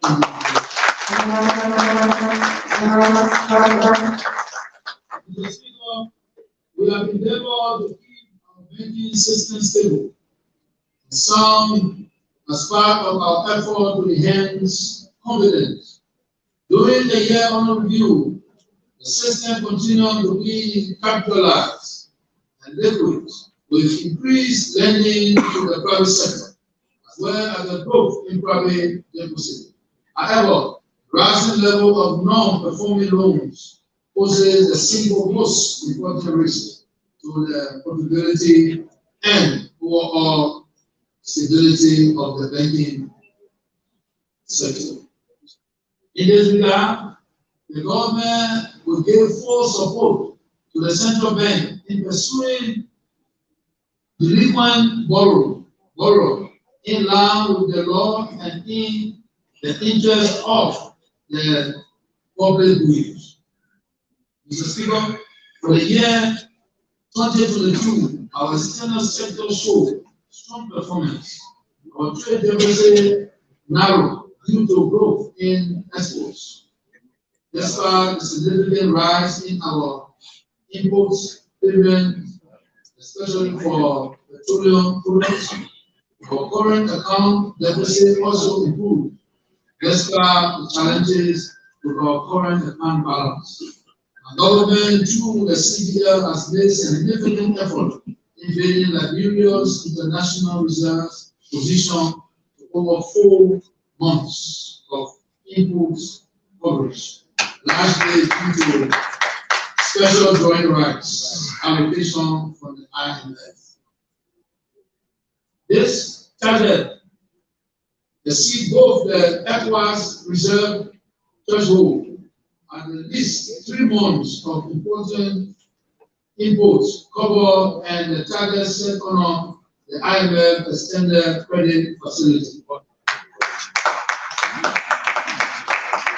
This achievement means that Liberia is in a strong position to withstand any potential external shock in protecting the value of the Liberian dollar, promoting macroeconomic stability. Mr. Speaker, I'm pleased to inform you that for the first time in the history of Liberia's financial system, my government has established a secondary market to redeem public debts. The central bank lessens the Liberian Merchant Capital Limited to own and operate a discount house, which will provide additional liquidity to respond to the demand of our economy. This effort, in addition to issuance of CBL bills and government treasury bonds, will further support the development of the money market and the functioning financial market in the country in the medium term. Mr. Speaker, in addition to ensuring that there are adequate banknotes and funds to serve the needs of the economy in both the short term and medium term, our government is also promoting the National Payment System Program. The digitalization of our financial services and transactions is important not only for achieving our financial inclusion agenda, but also enhancing efficiency in our public financial management. In this regard, the government, through the central bank, has secured up to $7 billion United States dollars from World Bank to finance the upgrading of our national electronic payment suite. This project will significantly help in promoting interoperational among the different players in the payment system space, promote regional trade through the Pan-African payment system infrastructure, and promote effective and transparent public financial management to improve revenue collections and payment for expenditure. Mr. Speaker, in 2021, the 54th National Legislature took a joint resolution and with approval from my office authorized the CBF to implement a comprehensive currency reform program.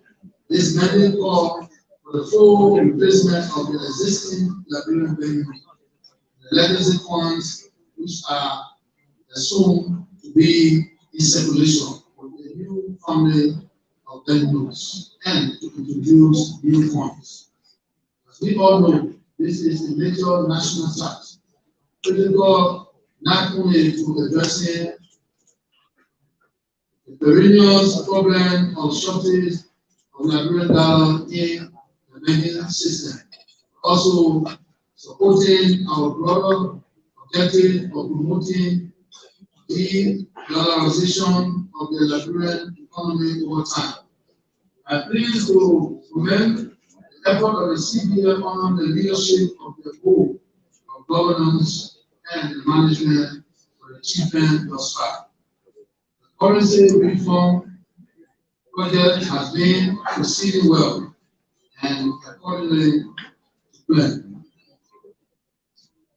Notwithstanding all the many challenges, the CBN has worked for both the printing and meeting companies to ensure that quantities of banknotes and coins planned to be brought into the country in 2022 were all delivered before the end of 2022, adhering to the stipulations of the joint resolution of the national legislation that no new currency shall be brought into the country in the 2023 elections year.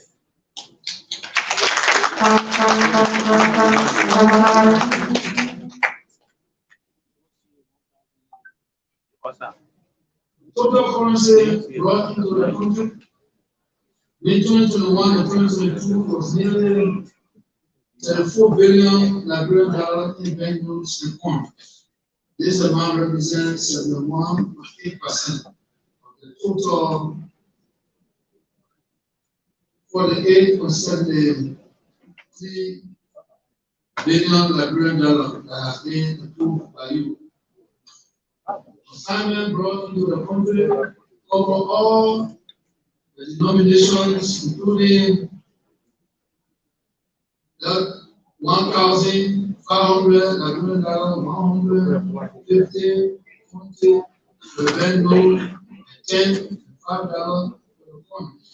The remaining amount of the approved banknotes and coins, representing about 28%, will be brought into the country in 2024. It is worth noting that as at end December 2022, the bank has withdrawn and destroyed a total of 10.41 billion Liberian dollar legacy banknote from the circulation.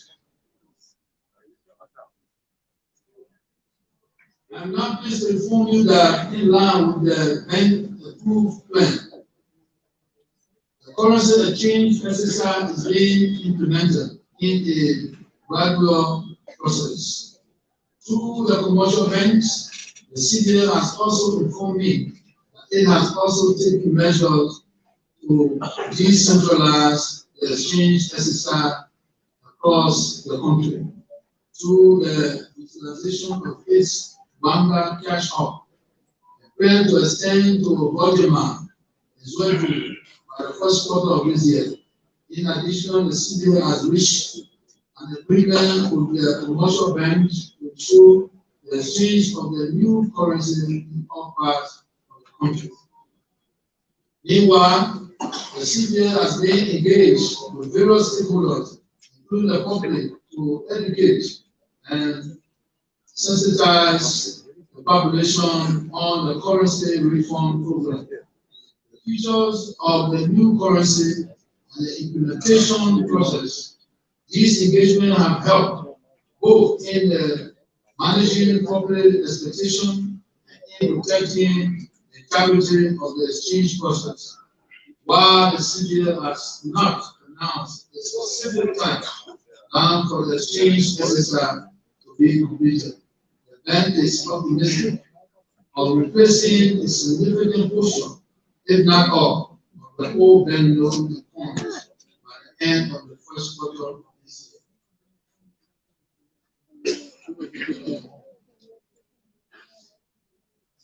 As a government, it is important that we acknowledge the policy advice and technical support of our partner, notably the United States Agency for International Development. You said for hiring the services of PRO and IMF, who provided the needed technical assistance to the CBN throughout this process. We want to say to USAID and the IMF that the government and people of Liberia are grateful to you for the support and assistance.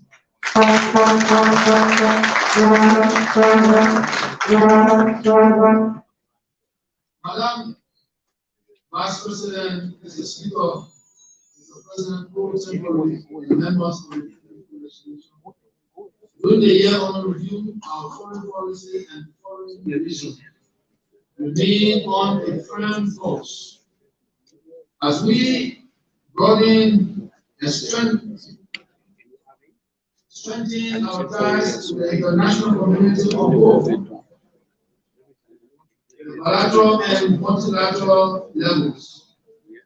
Note is that the cessation of the COVID-19 pandemic allowed for in-person participation in summits and other meetings following 2 years of restriction. We were therefore able to fully participate in the activities of the international organization of which Liberia is a member. Consequently, we attended the statutory and extraordinary meetings of the Economic Community of West African States. That was African Union, AU, and the United Nations, UN, either personal or by competent representation. Mr. Speaker, the period under review, the search for genuine and lasting peace in the sub-region, as well as the restoration of constitutional democracy, remain the priority issues on the agenda of ECOWAS. The security and political situation in Guinea, Mali, and Burkina Faso are being of paramount concern. We continue to support the peacekeeping operation in Mali with the presence of a contingent of the armed forces of Liberia embedded within the United Nations mission MINUSMA in that sister state. We continue to work with our colleagues to resolve the constitutional impasse in the Republic of Mali in order to restore constitutional democracy. The key objective is to restore political order through the holding of free, fair, and transparent elections in the soonest convenient time.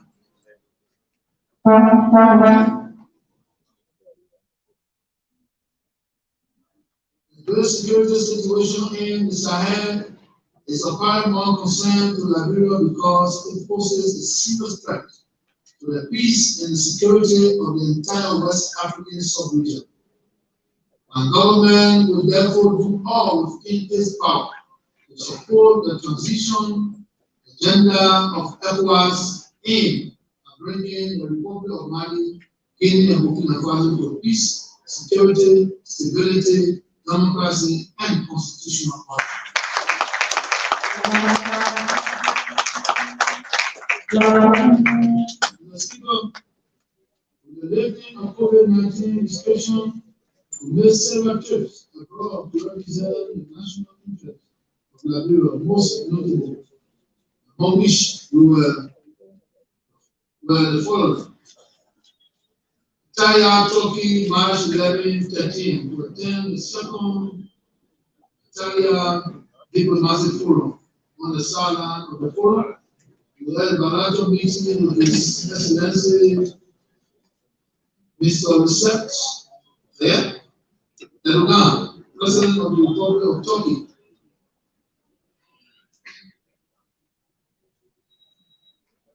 Abidjan, Cote d'Ivoire, May 8 to 10, 2022, to attend the Hub Summit on Drought, Resilience, and Sustainable Land Management. Malabo, Equatorial Guinea, May 27 to 29, 2022, to attend the Summit of the African Union. Abu Dhabi, United Arab Emirates, May 29, 31, 2022, for working visits. Lord,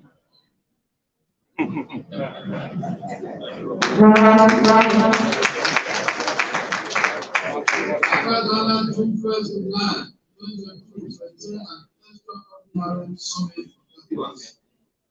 Ghana June and July 7 to 4, 2022 to attend the ordinary session of the Authority of Heads of State and Government of ECOWAS.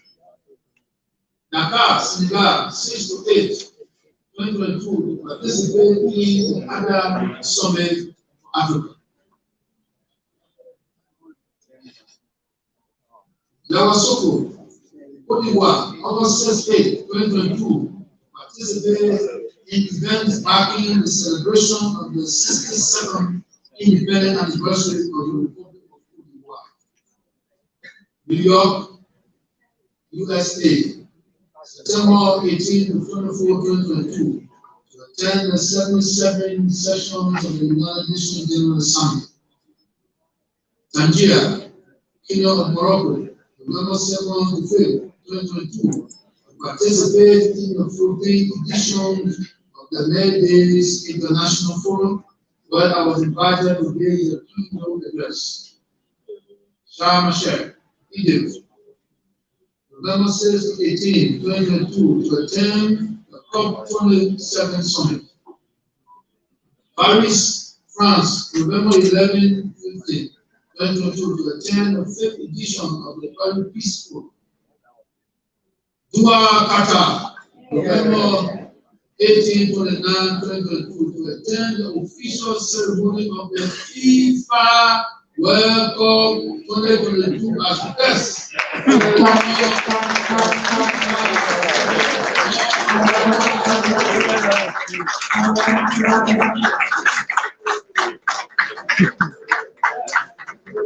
Municipality of Monaco, December 1st, December 22nd, 2022, to attend and serve as keynote speaker at the 30th edition of the International Peace and Sports Forum.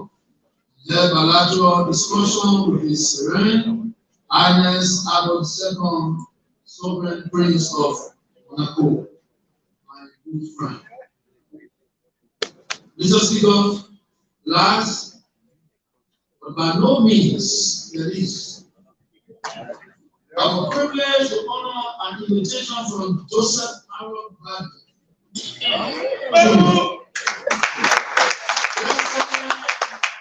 of the United States of America, to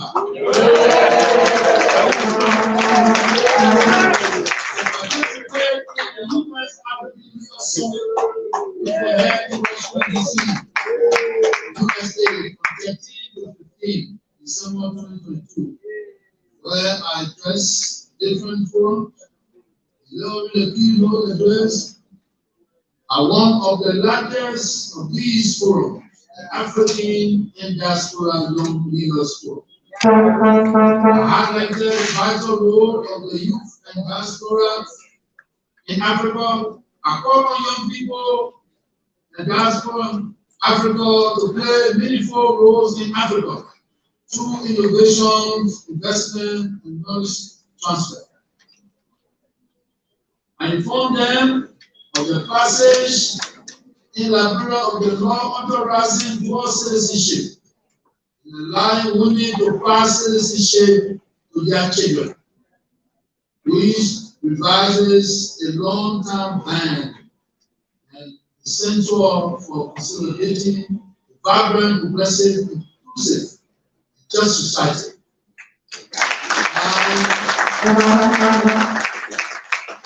I received a special public commendation from the United States Secretary of State Anthony Blinken, when he stated, and I quote, President Weah, I would like to thank you for your great leadership and for strengthening the U.S. Liberia.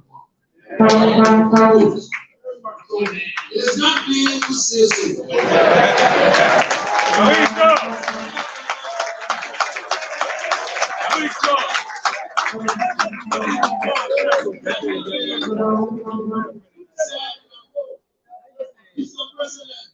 ensure that U.S. and your relations flourish under your leadership. You know, you know what? You know what? Oh. That's absolutely right. Yeah. That's absolutely right. Because I always say that, and I'll say it again. And I said it first. The miracle is our traditional partner. So, if a friend of the miracle is our friend, it's okay. But if you're not friend of the miracle, then you're not our friend.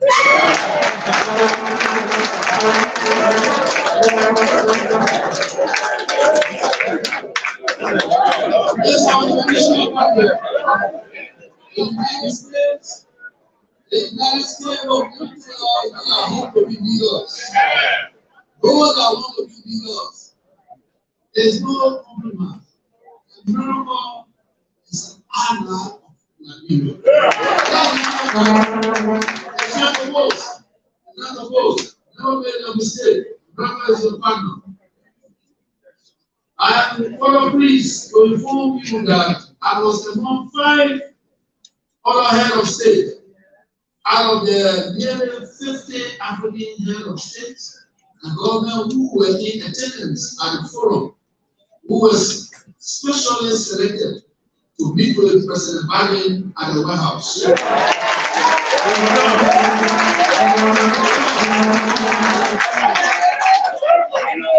had a robust discussion with President Biden on very crucial issues in the nation, democracy, rule of law, and development. You see, this is our country. I'm not yet 2029, I'm not yet. Hey! Hey! Hey!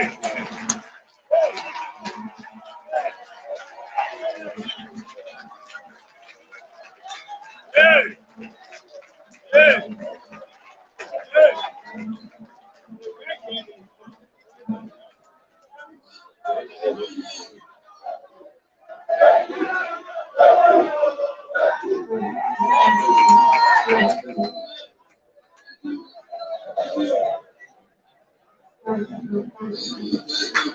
Yeah.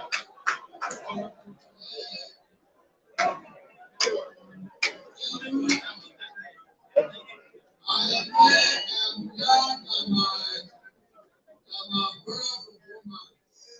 See, this is the country that we dream of. The country of democracy. This is the country that all of us wanted to be. Today, this country where the president can wear shirt, you can wear the sea shirt, nobody can wear it. This is the country that we bring that back. Go by the system of the president will be back. Previous government, when the system of the president will hold on the side. But this is the true Nigeria that all of our democrats will the freedom of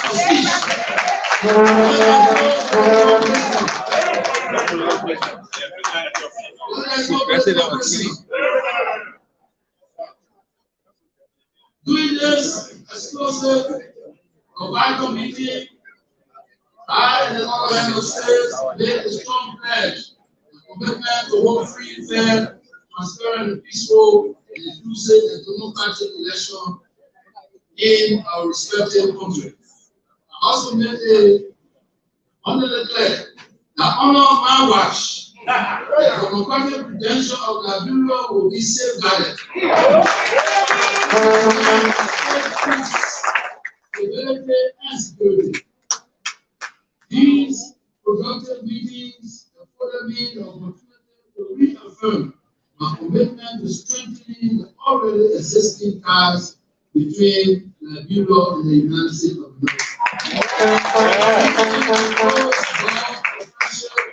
Cooperation. I pledge to that friendly government my determination to continue to close Collaboration with them in improving good and accountable governance, democracy, and the rule of law in Liberia. In response, I am pleased to report again. I'm pleased to report that the U.S. government made a promise to spend $165 million this year on providing financial support to the elections in our respective countries, of which Liberia is expected to receive approximately $20 million.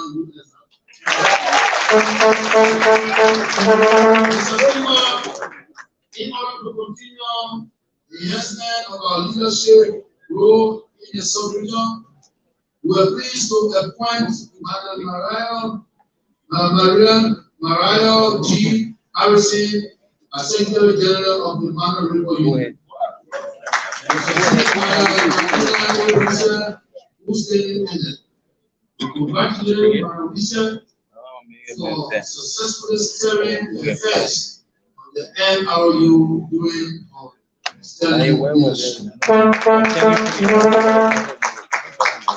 Similarly, we effected changes in our foreign service, where Ambassador Jeff G. Warner was transferred from Kuwait to replace Ambassador George Patton in Washington, D.C. as Ambassador Extraordinary Plenipotentiary of the Republic of Liberia to the United States of America. Also, our permanent mission to the United Nations, Sarah Fanier was appointed Ambassador, permanent representative of the Republic of Liberia that August back. Mr. Speaker, while we recorded general sources in our foreign relations, I would like to highlight the following outcome for your information. Construction and dedication of the 100-bed state-of-the-art referral hospital known as the Emirate Hospital in Bokolo City, Akure.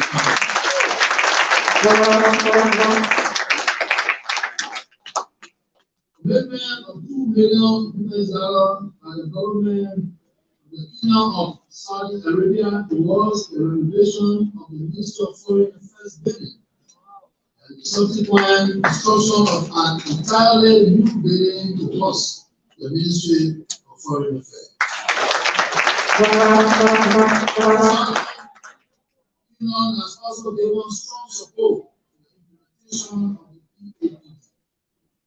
Commitment by the government of the Kingdom of Morocco to undertake the renovation of the sixth floor of the existing foreign ministry building. Strong commitment by the mayor of Qatar to fund phase 2 of the Banga Mekoma Road, support from the Arab Bank of Economic Development.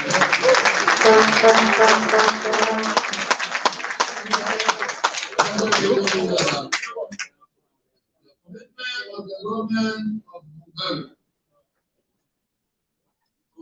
to meet the bilateral meeting held the foreign minister on the sideline of the Vegas International Forum, which I attended in Tangier, Morocco, $50 million export credit guarantees to encourage hungry companies to invest in that. Establishment of diplomatic relations with Jamaica and the Republic of at ministerial level. The establishment of a new passport application center to facilitate the speedy processing of passport for our citizens outside the country. This center will ease the constraint Liberians have faced with obtaining travel documents as well as generating more revenue. Additional centers are located in Nairobi, Kenya, Victoria, South Africa, Beaver, Australia, Chicago, USA, Los Angeles, USA, Minnesota, USA, and New Guinea, India. These centers are set to be commissioned and made operational very soon. Mr. Speaker, during the year under review, the number of new ambassadors were credited to Liberia. These include emissary Japan, South Africa, Zambia, Czech Republic, Zimbabwe, Spain, and the Slovakia Republic, and ambassadors from the Vatican, the Republic of Guinea, were recalled. During the period under review, we signed 8 legislative acts that were published into Handbill. They are listed in the Appendix B attached to this annual message.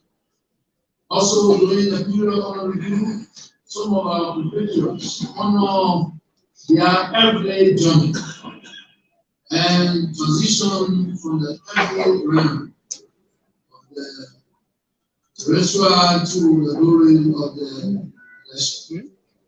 To honor their lives and work, the official gazette was issued by the government announcing the sad demise. In the interest of time, their names are listed in Appendix C attached to this annual message. May the soul rest in peace. May I now ask you to stand for a moment of silence as we pay our respect to their pastor.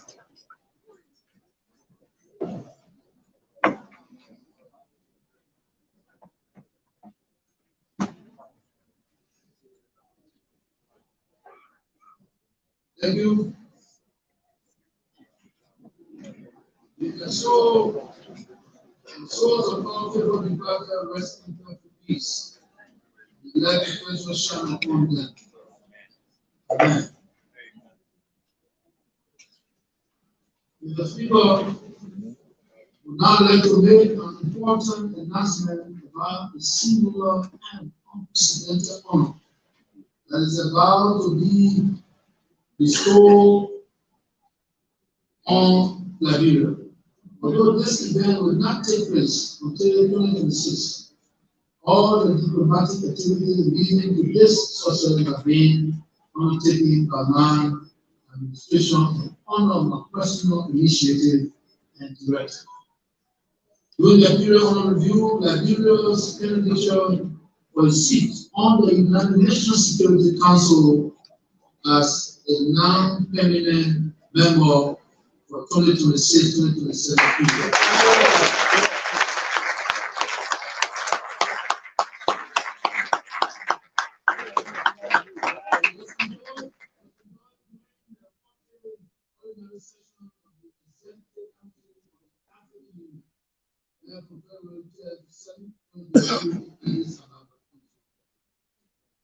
This candidature of Liberia for a seat on the UN Security Council was also unanimously endorsed by African group of ambassadors and the United Nations.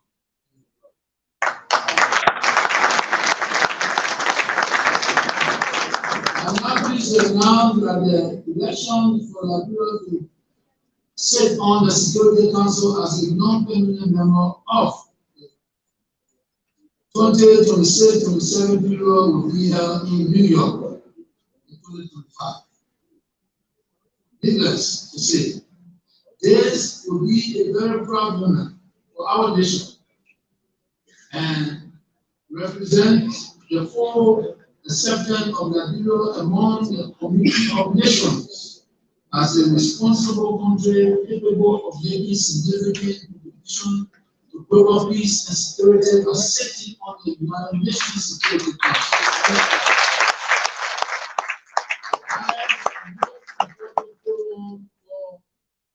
World peace.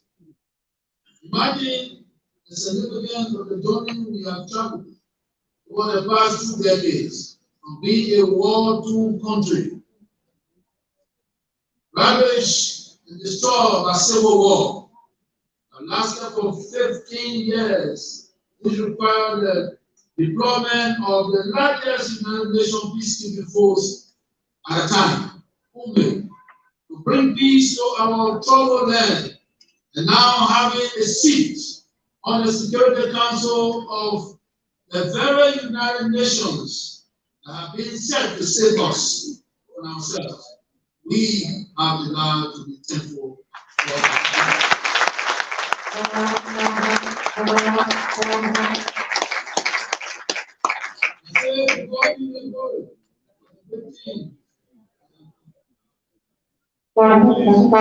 Vice President, Mrs. Speaker, so President Pro Tempore and members of the 54 legislation, the road network of our country continues to remain the focus, the passion of my administration.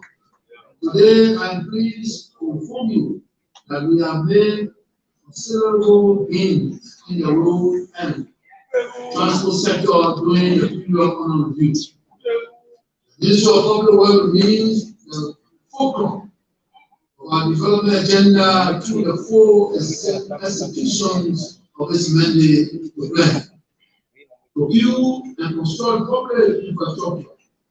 It has continued its constructive engagement with our traditional financing partner and has been successful in raising funds for the construction of new primary road network as well as for the implementation of several additional development projects.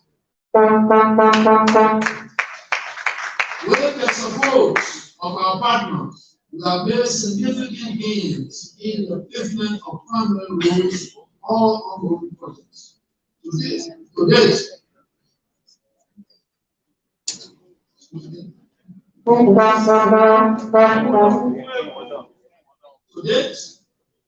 a total of 45 kilometers have been paved on the Bangla to Salaye road corridor. 100 kilometers has been paved on the Ganga to Salaye. A 1 kilometer Sanipore to Lokato road. I'm also pleased to inform you that we have paved 30 kilometers of the Ganga to Yekeba road corridor. We make progress on the power sports to Madina Road and the RRE road corridor.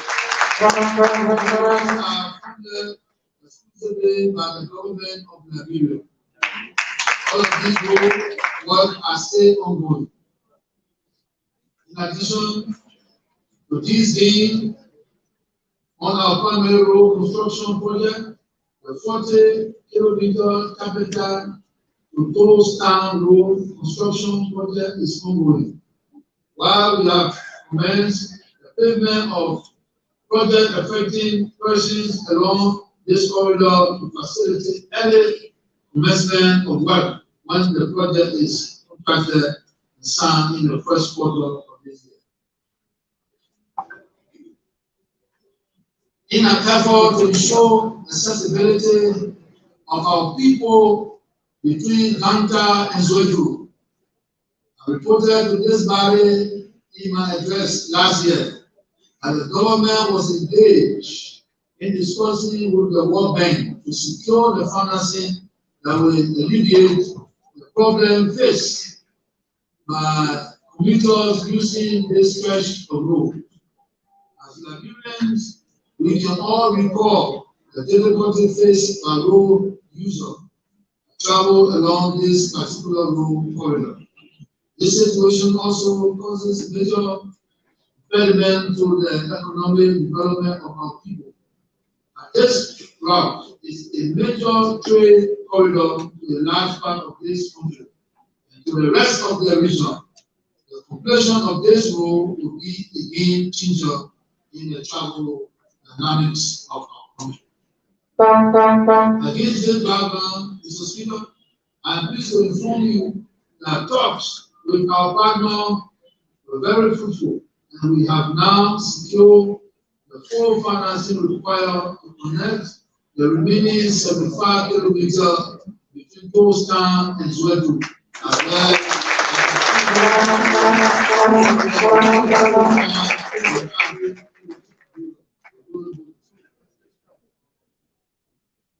in addition to these achievements in the sector, consultant for the design and studies of the 110-kilometer road corridor between Floken to Weah has been procured through funding by the African Development Bank.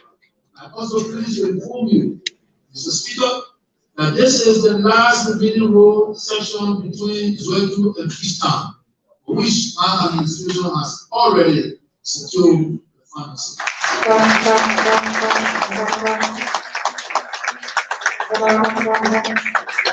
With these major commitments, secure processes ongoing for the preparation of the document leading to the procurement of consultants and contractors, I can assure this August body that our nation is on the positive path to make the smooth travel from Kanta to Harbour on asphalt paved road in reality. As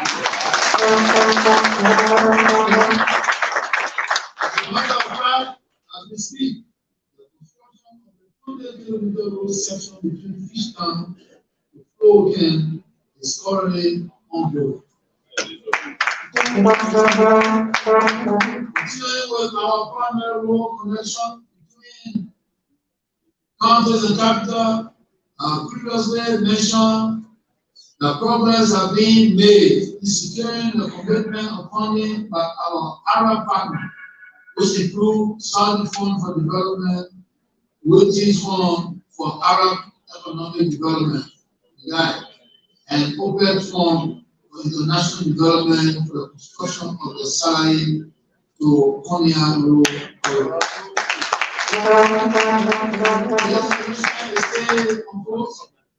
The recent re-ratification exercise between government and the funding partners has given us hope that these works are soon to be moved from the planning phase into active construction activities.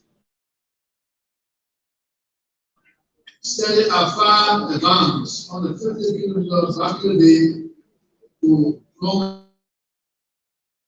funded by the Ecowas Bank for Investment and Development. Construction work are expected to commence this fiscal year.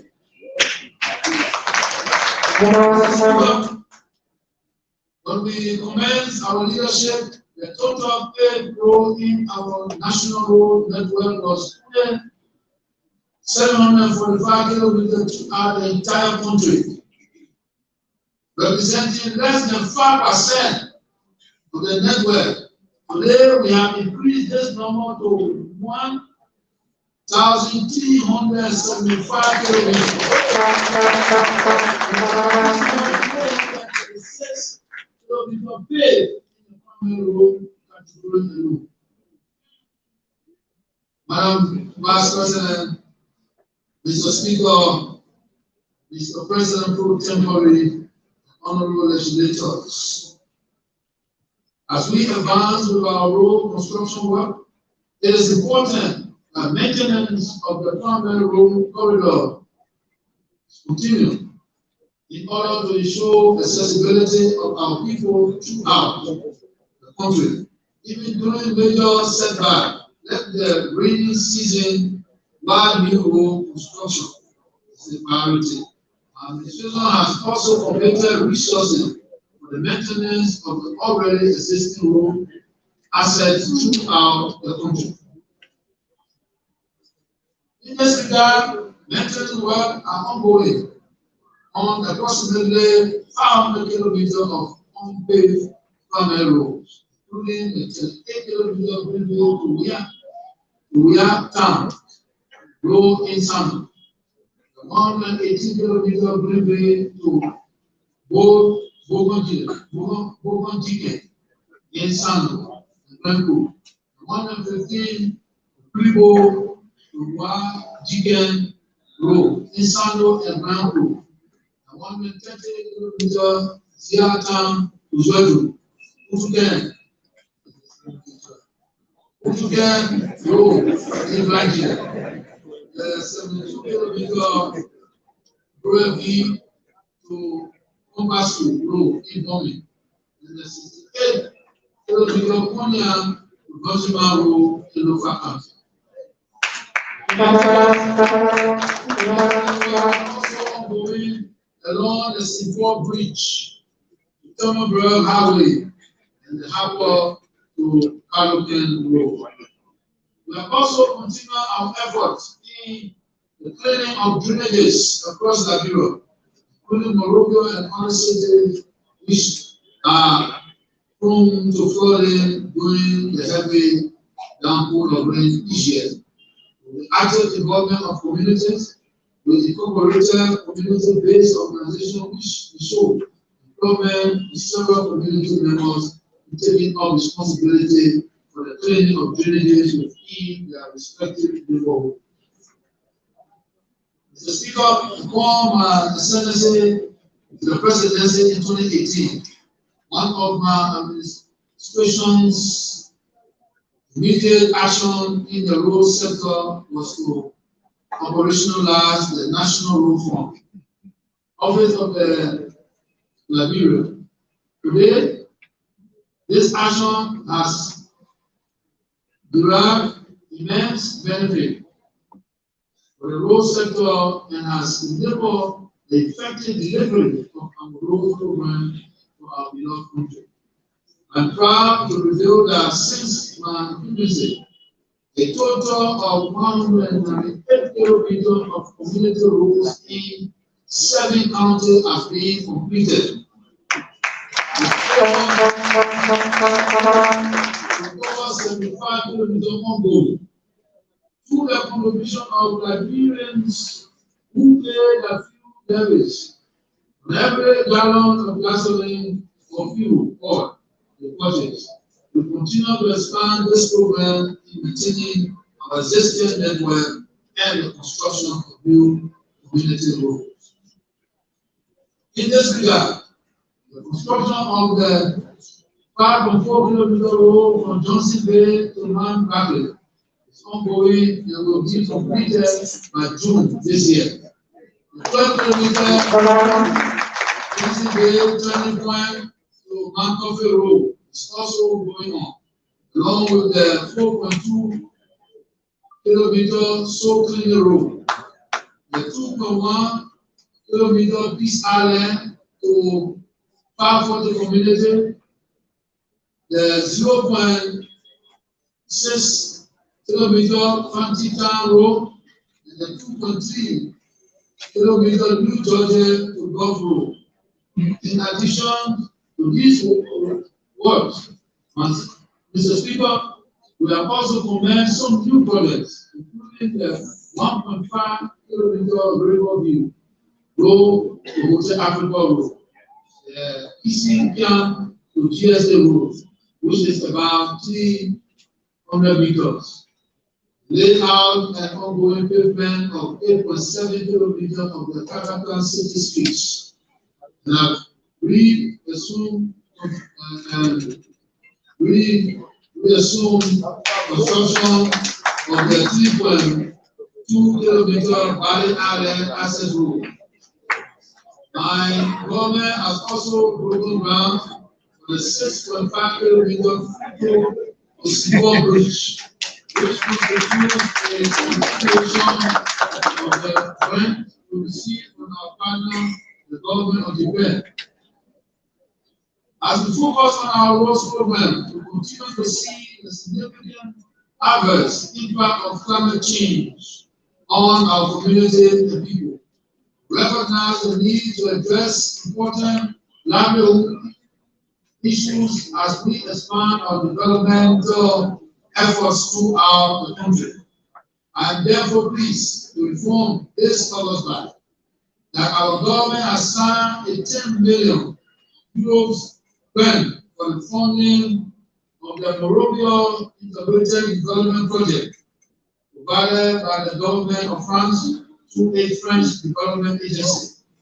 This,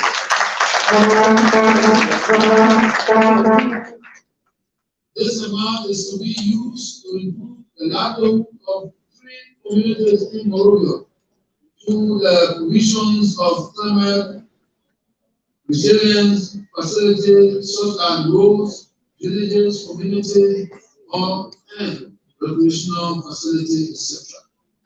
In an effort to expand this program to the rest of the country, an additional funding of 40 billion US dollars has also been provided by the World Bank through the Liberia Urban Resilience Project to promote climate resilience infrastructure in the rest of Morovia by the construction of new drainage network.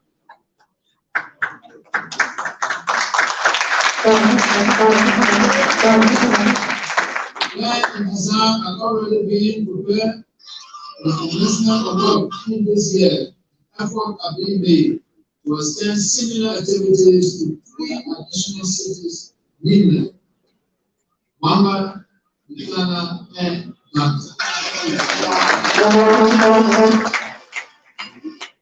Mr. Speaker, distinguished visitors, ladies and gentlemen, my administration is fully aware of ongoing activities on the Roberts International Airport Road, and we are working closely with all stakeholders to deliver this project to our people.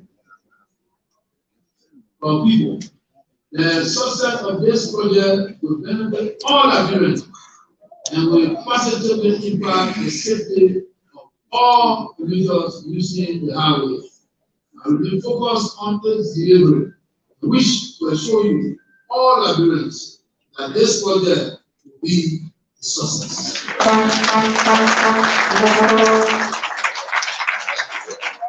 Mr. Speaker, as the agenda for development continues in these challenging times, we have completed and dedicated additional 4 markets constructed at Omega International Market and are working with the leadership of the Liberian Marketing Association and partner to ensure a smooth transition for marketers to this market plan.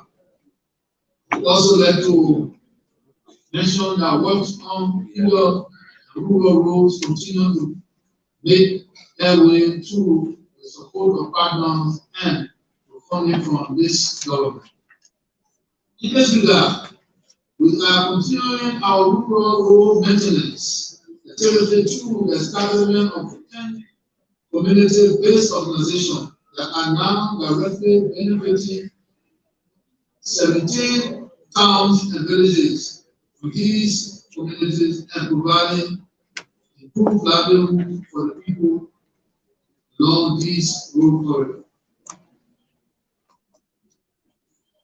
Similarly, the Liberian Swedish feeder roads project, in support of our global agenda, continues to demonstrate a strong commitment to the development of firm farm-to-market roads that serve the livelihood of small rural communities. In line with the objective, the period under review saw the complete rehabilitation of an additional 77 kilometers of feeder road, as well as the repaving of an additional 94 kilometers of feeder roads on the same program. Further strengthening our intervention in local communities, provide economic opportunity for our people. Our routine maintenance program completed an additional 950 kilometer feeder roads and provided job opportunity in 7 counties for 180 communities and more than 1,000 individuals. Additionally, in collaboration with our Swedish partner,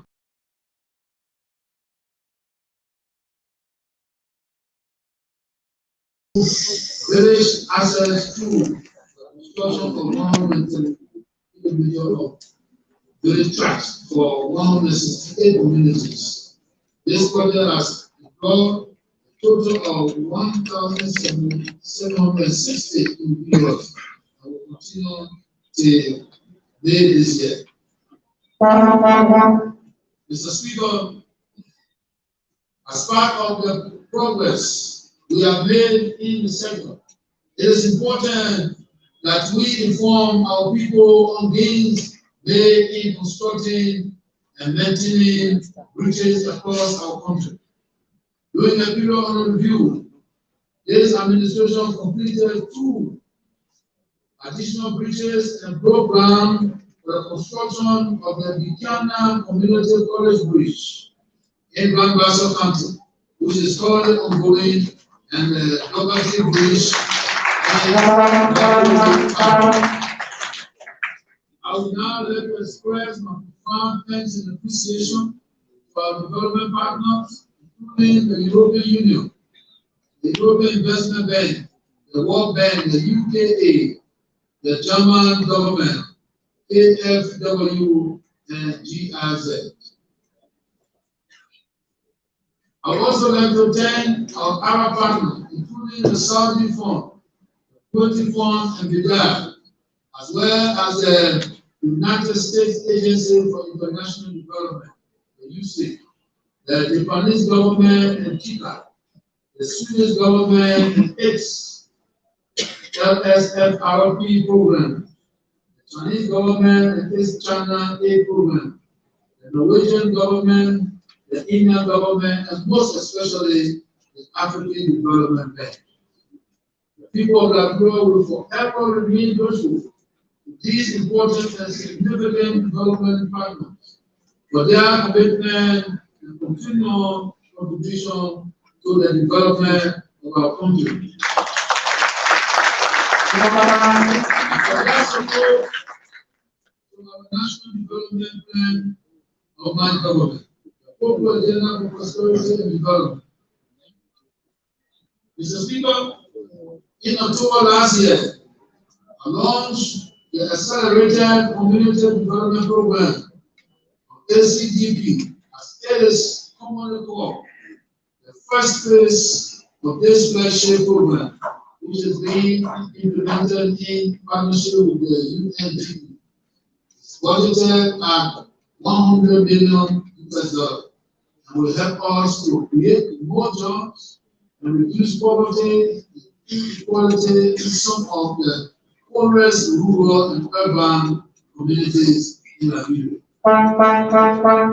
As I stated, the launch, our aim is for the ACDP to become our largest national program investing in community development over the next 4 years. Our ministry and agency, especially the Ministry of Agriculture, the Ministry of Public Works, the Ministry of Internal Affairs, Ministry of Education, Ministry of Health, and the Water and Sanitation Commission. Others will collaborate with UNDP and other development partners such as the World Bank to invest in constructing agricultural feeder roads, water and irrigation system for farmer, agro power plants, sanitation facility, and markets to serve local communities.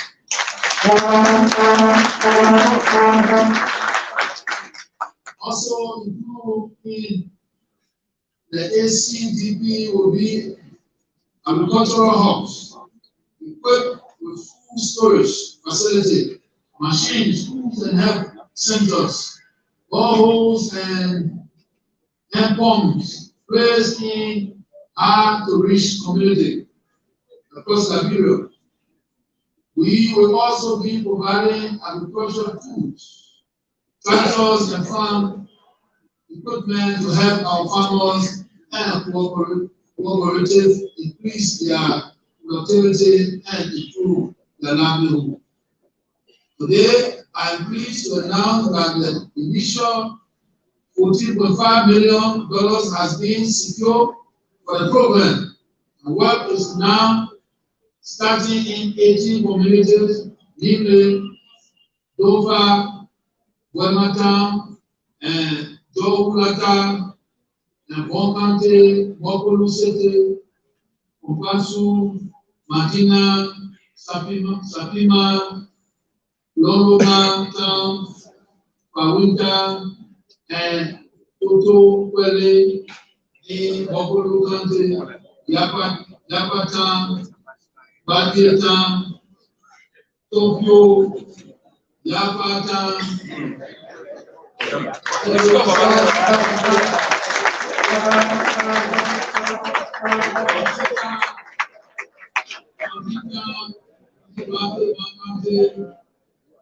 over the coming month, the program will expand because the two additional communities in the surrounding and the total refugee, grandchildren, and grandchildren.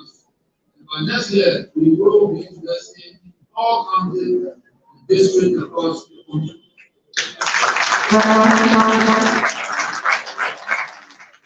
Madam President, Mr. Speaker, Mr. President Pro Tempore, and members of the legislature, as a part of our strategic plan to ensure reliable and affordable energy, we have embarked on several initiatives, including the purchase of power through the CLSG transmission, now from Cote d'Ivoire, the implementation of the 20 megawatt solar power plant, the expansion of Mount Coffee by 2 additional timber,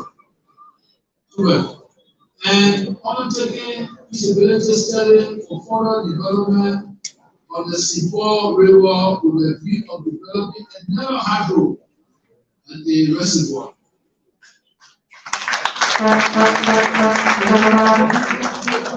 I'm pleased to report that the Nigerian Electricity Corporation has signed a power purchase agreement with CRNJ of Cote d'Ivoire for the initial purchase of 27 megawatts, which will be still up to 50 megawatts based on increases in our energy demand. The supply of power commenced on December 1st, 2022, and our national grid now enjoys stable electricity from the CLSG now.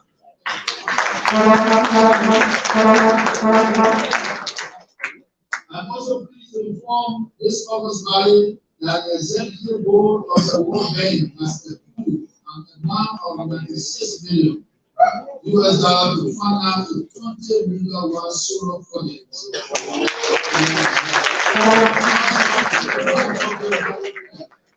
These projects will increase our internal installed energy capacity from 126 megawatts to 188 megawatts, representing a 40% increase of installed capacity. More importantly, our renewable and clean energy generation capacity will constitute 80% of our total installed capacity, which such a major component of our generation mix being clean energy will be contributing to the reductions of CO2 emissions in the environment.